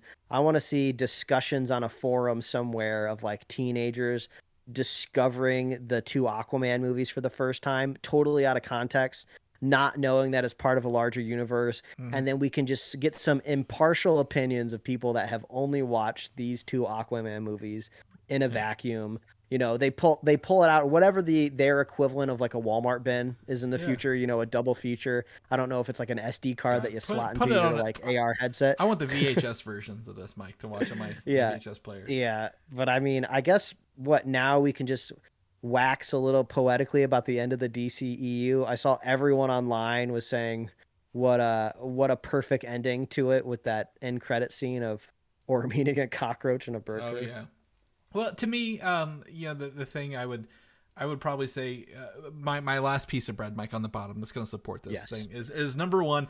This is truly standalone movies. Despite me saying I wish I had Batman, Superman, Aquaman 1 and 2, you don't need to watch anything else in this universe to understand these. True. Just these two movies. And James Wan held through that, even though it went against what Zack Snyder showed in Batman v Superman or Justice League, right, with the air bubbles that they have to talk in. He stayed true to his vision, and he nailed it through. Then also, they actually built sets for this. Because there's a scene when they're doing that depot thing and they're like running in and out of the rocks. Even though it's a very nondescript set, you can tell it's still a set, right? Like there's stairs and like the rock wall is real when they're moving the cameras, when they're running up those rock walls. So they did build some sets for these. Even the jungle scenes felt like some of those were real, like built. But to me, this movie still feels very much like Quantum. This is my Ant-Man Quantumania for DC this year. Because literally, at the end of the day, none of it really mattered. You had a big, the villains are kind of similar, right? They were overpowered villains who died at the end because they were trying to get revenge rather than anything else. So, and a lot of the stuff was underwater, like the floating hair CGI didn't really work for me. So, if I was comparing this movie, it's Ant-Man Quantumania, but for DC this year. Like, the actors are great. There are some good spots, but boy, is it just a letdown at the end of the day. So yeah, super hard to recommend. I mean, sure, watch it on Max in a couple months, but don't go to the theaters to see this. Yeah, it might be a good airplane movie. Just trying to kill the time. Yeah, exactly. Maybe a boat. Maybe you're on a boat cruise. Maybe watch it on a cruise. Yeah, boat movie. Yeah, that 9-month cruise. I'm sure it'll be streaming by the time that thing's still going. That's right. So you can check that out. All right, so we're going to shift gears. Our last bit of news here, Mike, is we watched Zack Snyder's Rebel Moon. Different times. I was very late to this with the holidays, but we both were able to watch it. So we're going to talk a review and our discussion about Rebel Moon, A Child of Fire, Part 1. Full spoilers ahead. So if you've not seen it, don't do it. You can go watch on Netflix. This is on Netflix, so you don't even have to go to the theaters to watch it. You can just subscribe to Netflix or. Can't really borrow it anymore. They got that locked down. But Chris, I would love to know your thoughts on this movie based on your sandwich analogy. Yeah. What is the sandwich looking like for Rebel Moon? Pretty much like Aquaman and the Lost Kingdom. I've got some good notes and I've got some bad notes, Mike. The good notes is I will say first and foremost about this movie, every actor is truly believes in what they're doing with Zack Snyder, and no actor is out of place or does a bad job in this film, Mike. And I got to give him credit because literally, if you just didn't have your heart into it or didn't believe it, you could do a pretty bad job. But every actor sells their role and does a really, really good job in this movie. And so I give them very much credit for sticking to their tropes of their characters that they had to play in this movie, despite how little screen time most of them get at the end of the day. Does that make sense? Do you agree with that? Like the actors are probably I agree. And I think in that same sentiment, we were talking off mic just before we started recording that I watched this movie a couple days after it was released. So it's been a bit since I've seen it, and now trying to reflect back on it and think about it, I'm just like, what happened in this movie? I feel like I can remember 3 scenes that pretty much sum up everything that happened in the film. Like, you could do a cut down of this and you could just digest it very easily in like a 12-minute YouTube video. What I've considered doing is putting this, so we're off the bread, we're into the meat of this compliment sandwich, is that if I just sped up the slowdown sections in this, it would probably be like an hour-long movie, right? Like most of Zack Snyder's movies. The slowdowns go so slow that they go slow even inside them. There's nested slow motion where they're doing that the Harry Potter buckbeak taming section, and the guy's floating in the air in slow-mo. It's ramped down the slow-mo, right? And then right as he passes over the sun, Snyder was like, no, more, and slows it down even more. And then they ramp it back up to slow motion and then regular motion. I was like, oh my God, he cannot be helped. This movie suffers from a lot of the standard Zack Snyder, they're not tropes. What are they at this point? Just his flares, right? Like you can tell you're watching a Zack Snyder movie by some of these things when they're overused. He's nothing if not consistent. Yeah. Everything about this film is bleeding Zack Snyder, from the screenplay to the screen to the everything feels Snyder. So if you don't like him, like I already do, there's no help. Yeah, and I tried to watch this without knowing without saying this about it, but I will say I have one big question for this whole entire movie. We have one big ship-killing planet in space. They go to this planet, they stop at the smallest fucking farm on this planet and ask for grain. Later in the movie, they go to even bigger cities on the planet, Mike. Why would they shop at this tiny little town of 15 people live there? Like, why is that the town they stop at on this planet where there's more cities that are bigger around? I can't pinpoint why you see him in the sky and they just go down to this one little bitty town that I wouldn't even see from space if I was looking. Like, yeah, it's one of those things where like the inciting incident of your movie just seems to be coincidence in a way, right? Like, what you're describing, Chris, is if they just happen to go to either a different village or a different planet, like I guess this story never would have unfolded, which I guess if you think about it, like, oh, that's kind of fun and magical. But then if you think about it even more, it gets even worse. That's how Star Wars happened, right? The droids happened to land on the planet where Luke already lived, but they didn't land exactly on Luke's ship. They got picked up by the Jawas, who then transported them over there. But you could almost theoretically imagine the droids do end up finding Ben Kenobi, which is who they're originally there for. Yeah. They could have found them another way. Maybe it wasn't Luke, right? Yeah. And then Ben Kenobi maybe could have unfolded a different adventure, right? Yeah. Maybe he could have found somebody else. I don't know. Right. But this is a very specific incident on a very small thing. And you are bringing up a great point here, though, Chris, about Star Wars, where this sentiment was shared a lot in the reviews, the early critical reviews of the movie that we talked about like a couple weeks ago on the podcast before we even saw this movie, where people are saying every part of this movie you've seen done better in so many other films that it just, and then it brought me back to I don't know exactly where it was, but it was an interview with Nolan when he was working on Tenet, because Tenet is very heavily influenced by his love for 007 and spy movies. But when Nolan goes to make these movies, he intentionally avoids, 007 and these James Bond movies altogether, right? Because you don't want to be accidentally influenced or do something similar. You want to be unique and creative. You just want the vibes, and the nostalgia of those movies to affect you when you're making your film. Snyder, it feels like he did the exact opposite, where he just did a marathon of all of his favorite movies, and the second he was done watching them, he whipped out his legal pad and just started writing down ideas. Like, it feels like straight up lifts, not like inspiration. So I took notes during this in Aquaman. I told Mike this. I have the notes of the characters. I even told you every character is briefly in this movie, except for the main girl, I guess. I forget her name. The Scargiver? Scargiver, yeah. She's got like two different names in the movie. Her real name. That's what it is, yeah. Yeah, and that's like her hidden name. So first and foremost, we're in a Viking village, kind of.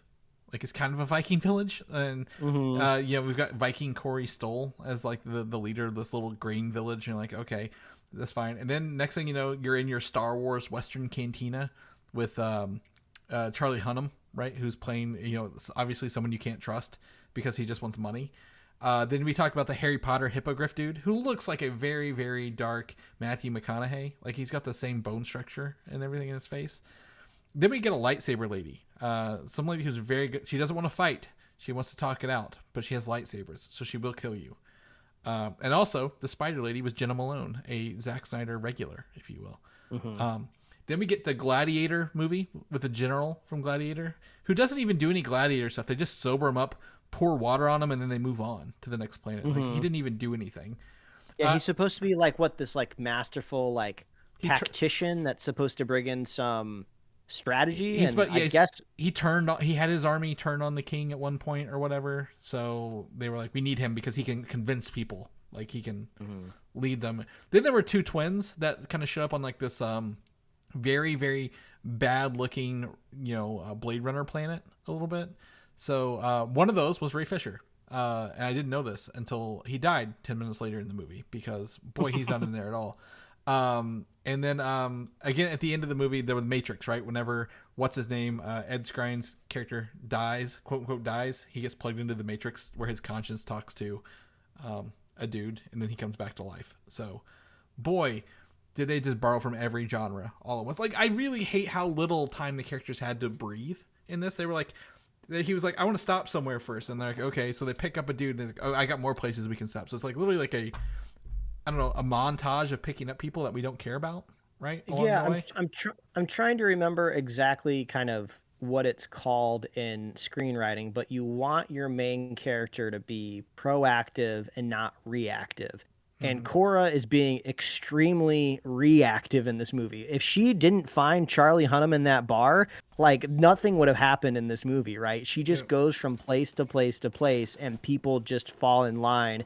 And she attempts to convince them, and then they just go with it, right? I saw a lot of people making memes of just like, hey, do you want to join my army?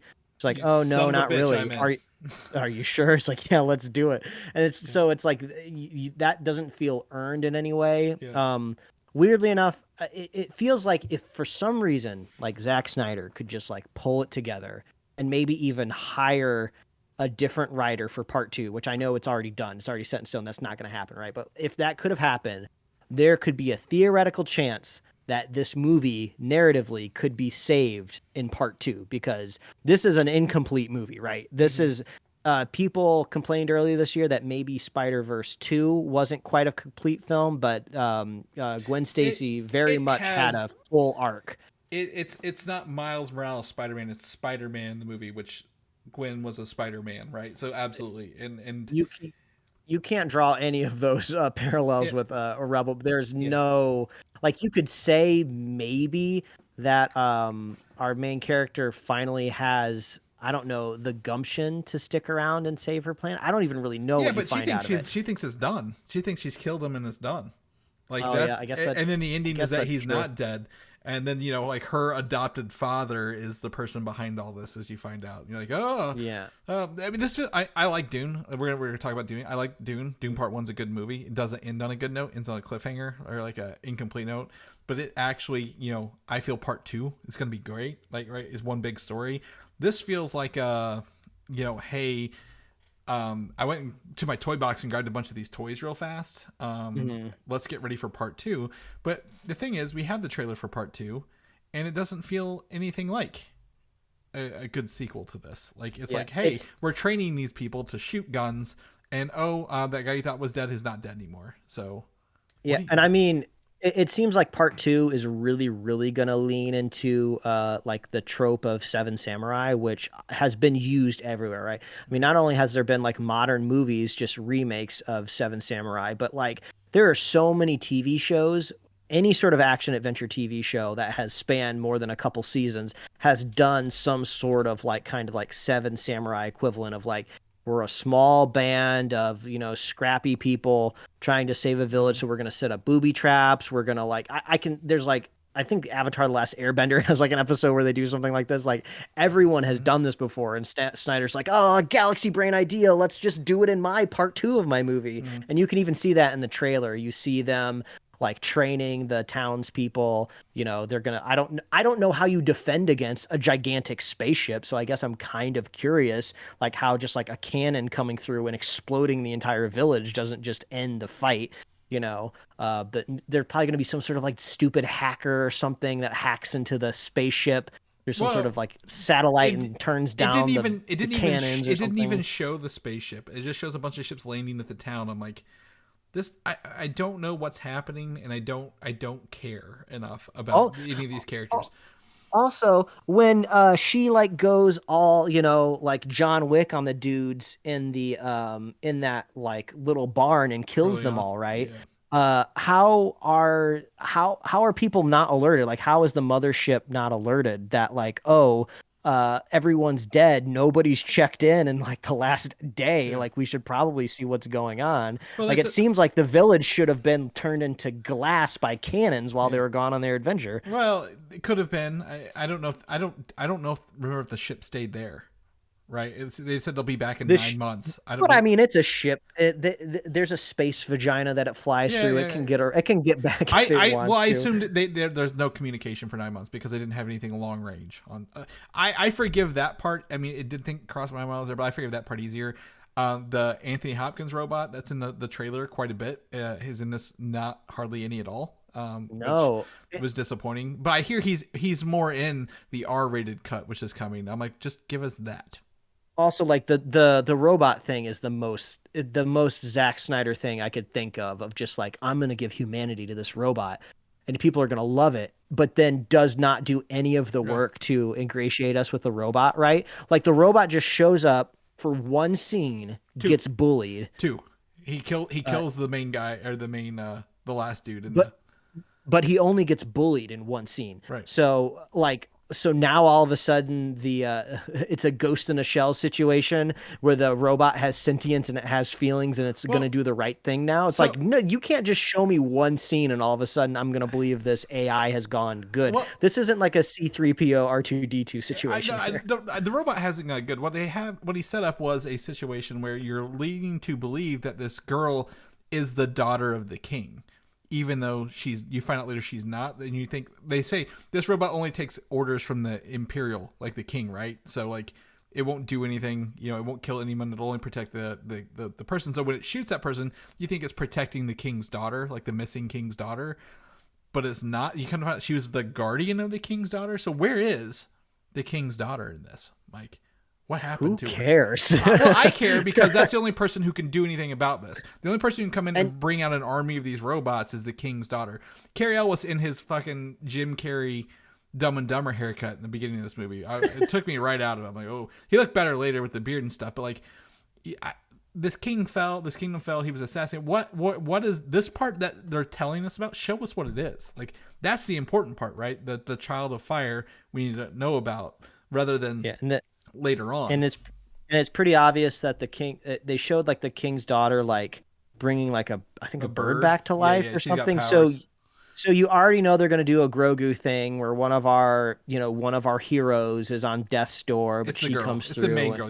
It's the main girl. And heals them. Yeah. And then like the love relationship between that farmer that was in control of like the inventory of the crops. All of a sudden at the end of the movie, he's in love with the main character. It's just like, this is an entirely one-sided relationship. The Korra has not really, she's been pretty driven to do one specific thing, and we just have this dude like simping in the background. Yeah. They that's how the movie started, Mike. He was simping in the background when she was working in the fields, remember? Right there. He's like, I'm going to come check on you. Now, if you were concerned about this, do not worry, because Zack Snyder has said the R-rated cut will be more bizarre and have a lot of sex. I suppose we could.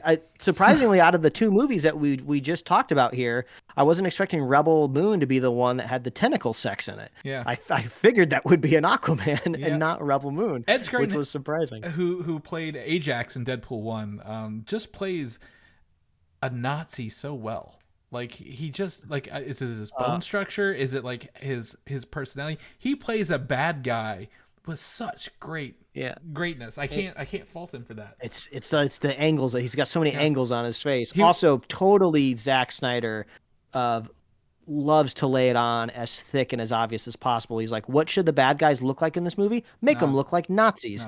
Don't think about it too much. Give them like the coat dusters, or the whatever you call them, the hats and the long coats. Yeah. Make up some sort of like symbol on their coat that like is not a swastika, but like maybe it kind of could be a space swastika. I really want people to hate these people innately without us telling them why they hate them. Yeah. So. The best part about this movie, though, for me, Chris, was luckily you watched it after me, so you kind of got to like live tweet me directly as you were watching it, which was the best, most fun I had with this movie. And I told you, we were kind of talking about like this weird like little Viking farm town or whatever, and I was like, there's this bizarre exterior shot of the town where you see this gigantic mountain in the background, and there's like a huge waterfall coming out of it. It feels very odd. It doesn't feel like it kind of fits the aesthetic of this kind of desolate moon a little bit in a way. And it just feels like Zack Snyder went into one art meeting at the beginning and just liked everything and just said, yeah, let's do it. Because I can't give it the same compliment that we gave Aquaman Lost Kingdom, where the set design makes a lot of sense. Everything feels cohesive. The sets felt like the volume through and through. Everything was CGI. The alien designs were awful. The bounty hunters look like orcs from Lord of the Rings. I hate to use Lord of the Rings twice, but they look like Lord of the Rings. Identical. Like he just said, just give me an orc. Like I think I got a leftover like silicone mask that I bought in an auction. Let's just use it or something. The king guy on the neon planet looked the coolest out of all the alien designs. He kind of like that squid guy. He looked pretty cool. I do think they achieved something there. Whoever designed that was the best one on the whole thing, because everything else was uninspired. The ships were uninspired. Like they looked so.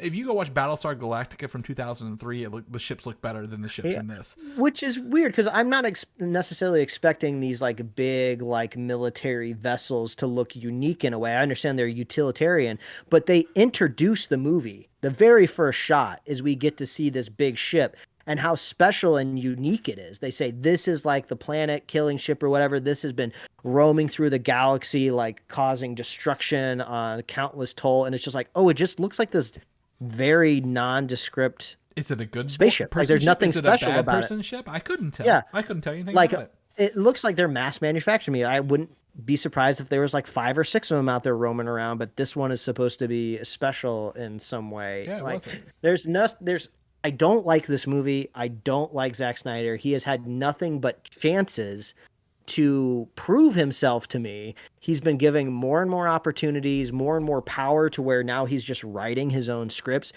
Everything he's done recently is bad. I think 300, frankly, is probably just a fluke.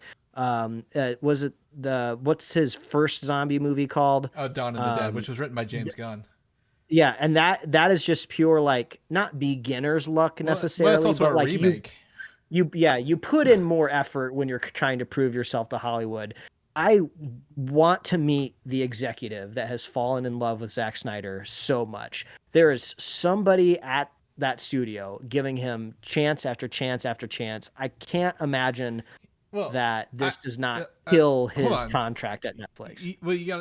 There is no, like, he's only had one chance at Netflix, right? So I wouldn't say that there's someone who's fallen in love with him. Well, he had Army of the Dead, and then he had all of those proposed sequels and spin-offs and comic books and all of that stuff. Unless it happens, I'm not counting. So he had Army of the Dead, and then he had this, and then he was at Warner Brothers, and they tried to kick him out. So I assume after this third one, the problem is he probably gets the fucking watches. Like, people are watching this because that it's new content right now, and it's free on Netflix. Like, my assumption is, again, you don't make money on a streaming service. Netflix is probably, I don't know how much the movie costs, but after 2 of them, they're probably going to have to figure out a way to make money off of it, and we're just not going to see it. Chris, you sent me, you were at like a Walmart, and you took a picture of an end cap. Oh my fucking God, yes, the Walmart full of Rebel Moon merchandise, and I laughed because I was like, who is buying this? This movie, this franchise hasn't even been established yet. It's like... And Netflix is very, very picky about merchandising. Like, it's basically only Stranger Things and you really have to elevate to get Netflix to make you a T-shirt or like a Funko Pop or something.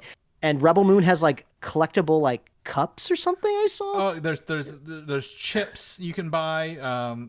Okay, here I found up. So they have 2-pack of collectible steins. Govee has branded these Netflix Rebel Moon lights, but they're just lights in a different box. There's G Fuel energy drinks. There's a collectible the robot. It says looks like a speaker. The robot has a speaker. You can get the dropship toy, and you can get cheddar cheese puffs. And I'm like, this. I've seen this now on some other things too, where they bundled some of these together. But I'm like, well, Rebel Moon, it's got the branding here. We'll see how much. How long do you think until these go on clearance, Mike? Is what I'm going to ask you.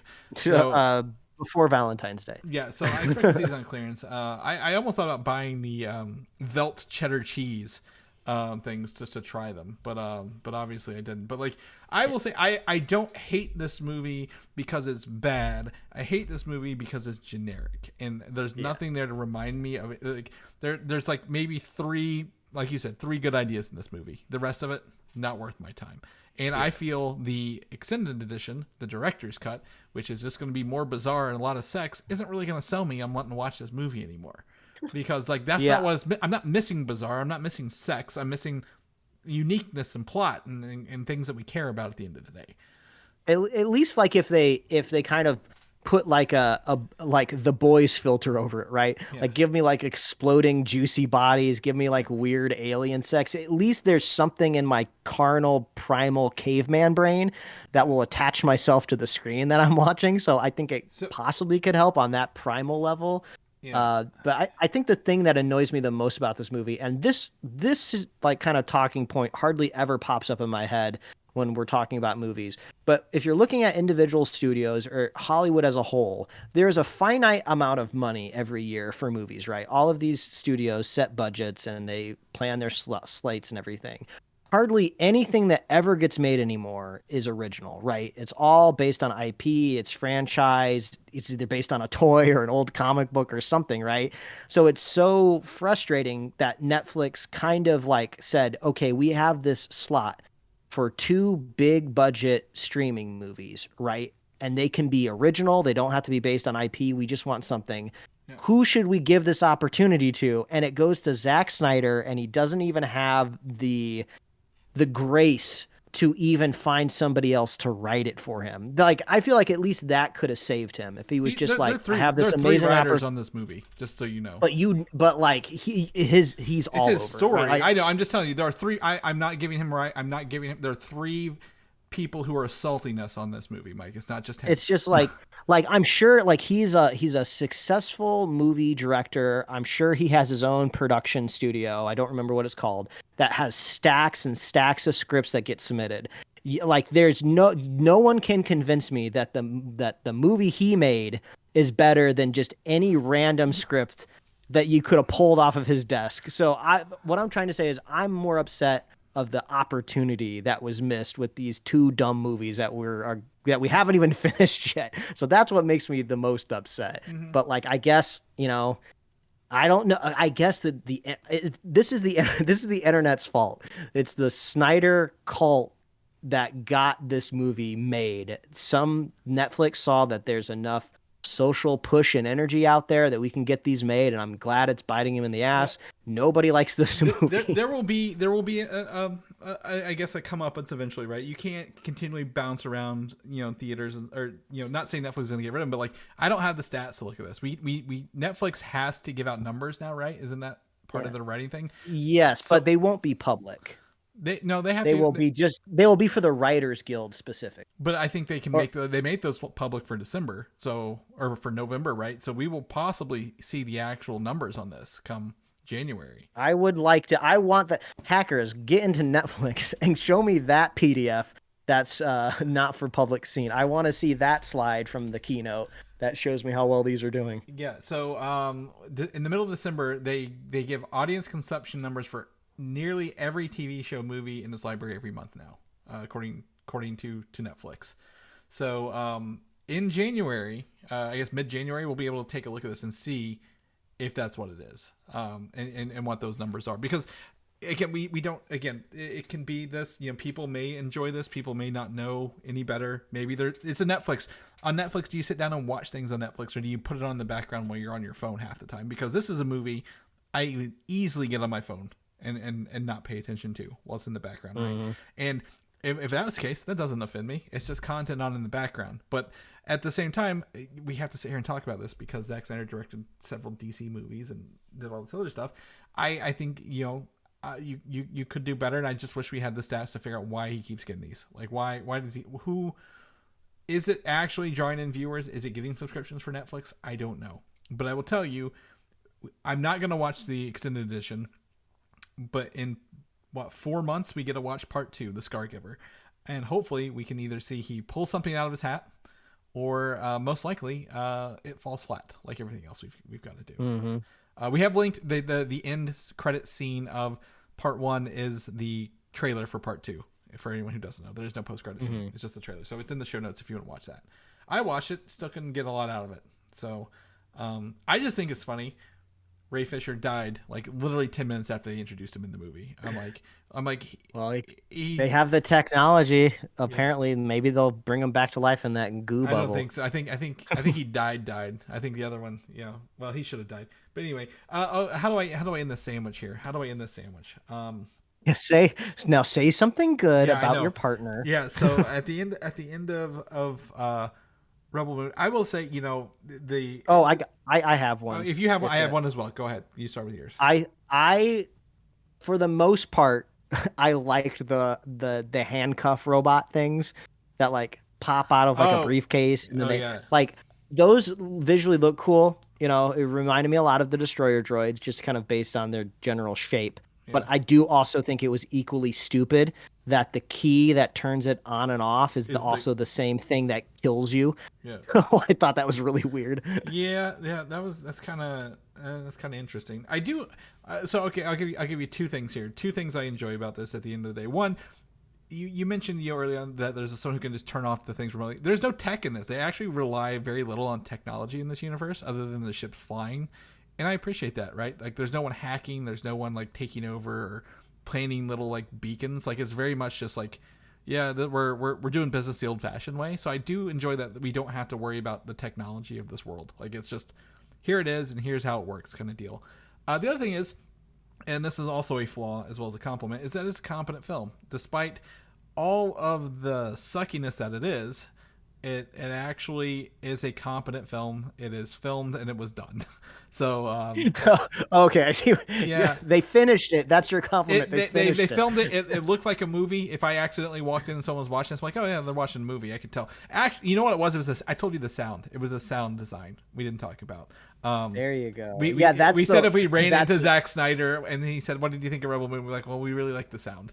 Design. The sound was great. You nailed it. Yeah, I listened to it with like a movie. I listened to it with my Atmos speakers, and it did fill like a lot of the around and ups and downs. Like the gaps were there, so like I could really tell it again at the end whenever they blow up the ships at the end. Whenever the big battle is on that gangway. The Cloud City gangway, which is Cloud City where you get betrayed at. Well, of course it is. That's how Empire Strikes Back happened. But like that, those explosions really came from all around, and I thought that was a really good effect overall. So, we I guess, stay tuned, stay subscribed until next year. We'll be talking about Part 2 in April. I'm sure we'll be talking about Avatar: The Last Airbender in February. Something's coming out in January, I think. I don't know if it's necessarily a superhero thing, but I swear there's something larger budget scale that's happening in January. I don't know what it is, but Craven was in January and then it was moved. Madam Web, I think, is still February. So boy, do we have a really mixed year coming ahead for you guys. And then March is Dune. So yeah, we've got a pretty loaded first quarter. So yeah, I mean, Chris, I know we've been going pretty hard at this episode, end of the year wrap up. We had to catch up just in general since we were out next week. One last thing real quick. Do you have any predictions about literally anything that you wanna lobby out there in the world, just in case if you're right, you can brag about it, that you have it recorded down for the internet? Man, I wish you'd just give me this thought to think of for next week rather than on the spot here, because I don't off the top of my head. Well, we'll do it. We can do that next week. I think that'd be a fun way to start the year. Predictions of where things will go. So we'll end here with our predictions. If anyone else is listening this far and has any predictions, send them over to us. We want to know your predictions as well, and we can give you credit. But yeah, I think we if you give me something to think about for next week, because I feel there's going to be a shakeup somewhere, but I don't know what where that is yet. So something's going to happen sometime, somewhere with somebody. Well, I think it's going to be a bigger twist than in a weird way. I just don't know what it is yet. I've got to lick my finger, put it to the wind, and figure out which way the wind's blowing for that. All right. So yeah, tune in next week, folks. That's right. We'll be back next week. Mike, if people want to know what you're up to, what you're doing, where can they find you at, my friend? Yeah, they can read my webcomic at liferewardsrisk.com. Chris, if people want to catch up with you, where are you? Find me on Instagram, Valdan87, VALDAN, or Video Game Systems of the same name. If people want to know more about the show, where can they get all the weekly goodies at? Yes, head on over to superheroslate.com. That is the moon where we are rebelling. Right over there, we're growing wheat. I think it was wheat for some reason. Well, we don't have enough crops to share, Mike. We have no crops. Another funny thing about that movie, I just remembered, like, nothing was really alien. It was just kind of like, oh, we grow wheat here. I was like, you're in a different galaxy. Can't it just be something else? Why is it wheat? Andor had the same problem. I feel everybody was human and they were white people, so that's really where I have to draw my line. But yes, anyway, superheroslate.com. You can find us on Apple Podcasts, YouTube, Spotify, wherever else you listen to find podcasts. We have an awesome upcoming release calendar on our website, so if you want to see everything that's slotted for 2024, head on over there to check it out. You want to get merch, we got it at superheroslate.com/store. We love hearing from you. Like Chris said, what is your prediction for 2024? Whatever it is, we want to know. Send it in to us, and we can officially log it for you on the internet. And if you're right, you can come back and brag about it. That's right. Or I'll steal it. And if you want, Chris will steal it. And if you want to be a super fan of this show, all you got to do is share the show with a friend and share the show with a buddy. And we'll be back next year, folks. That's right. We'll see you guys next year. Bye.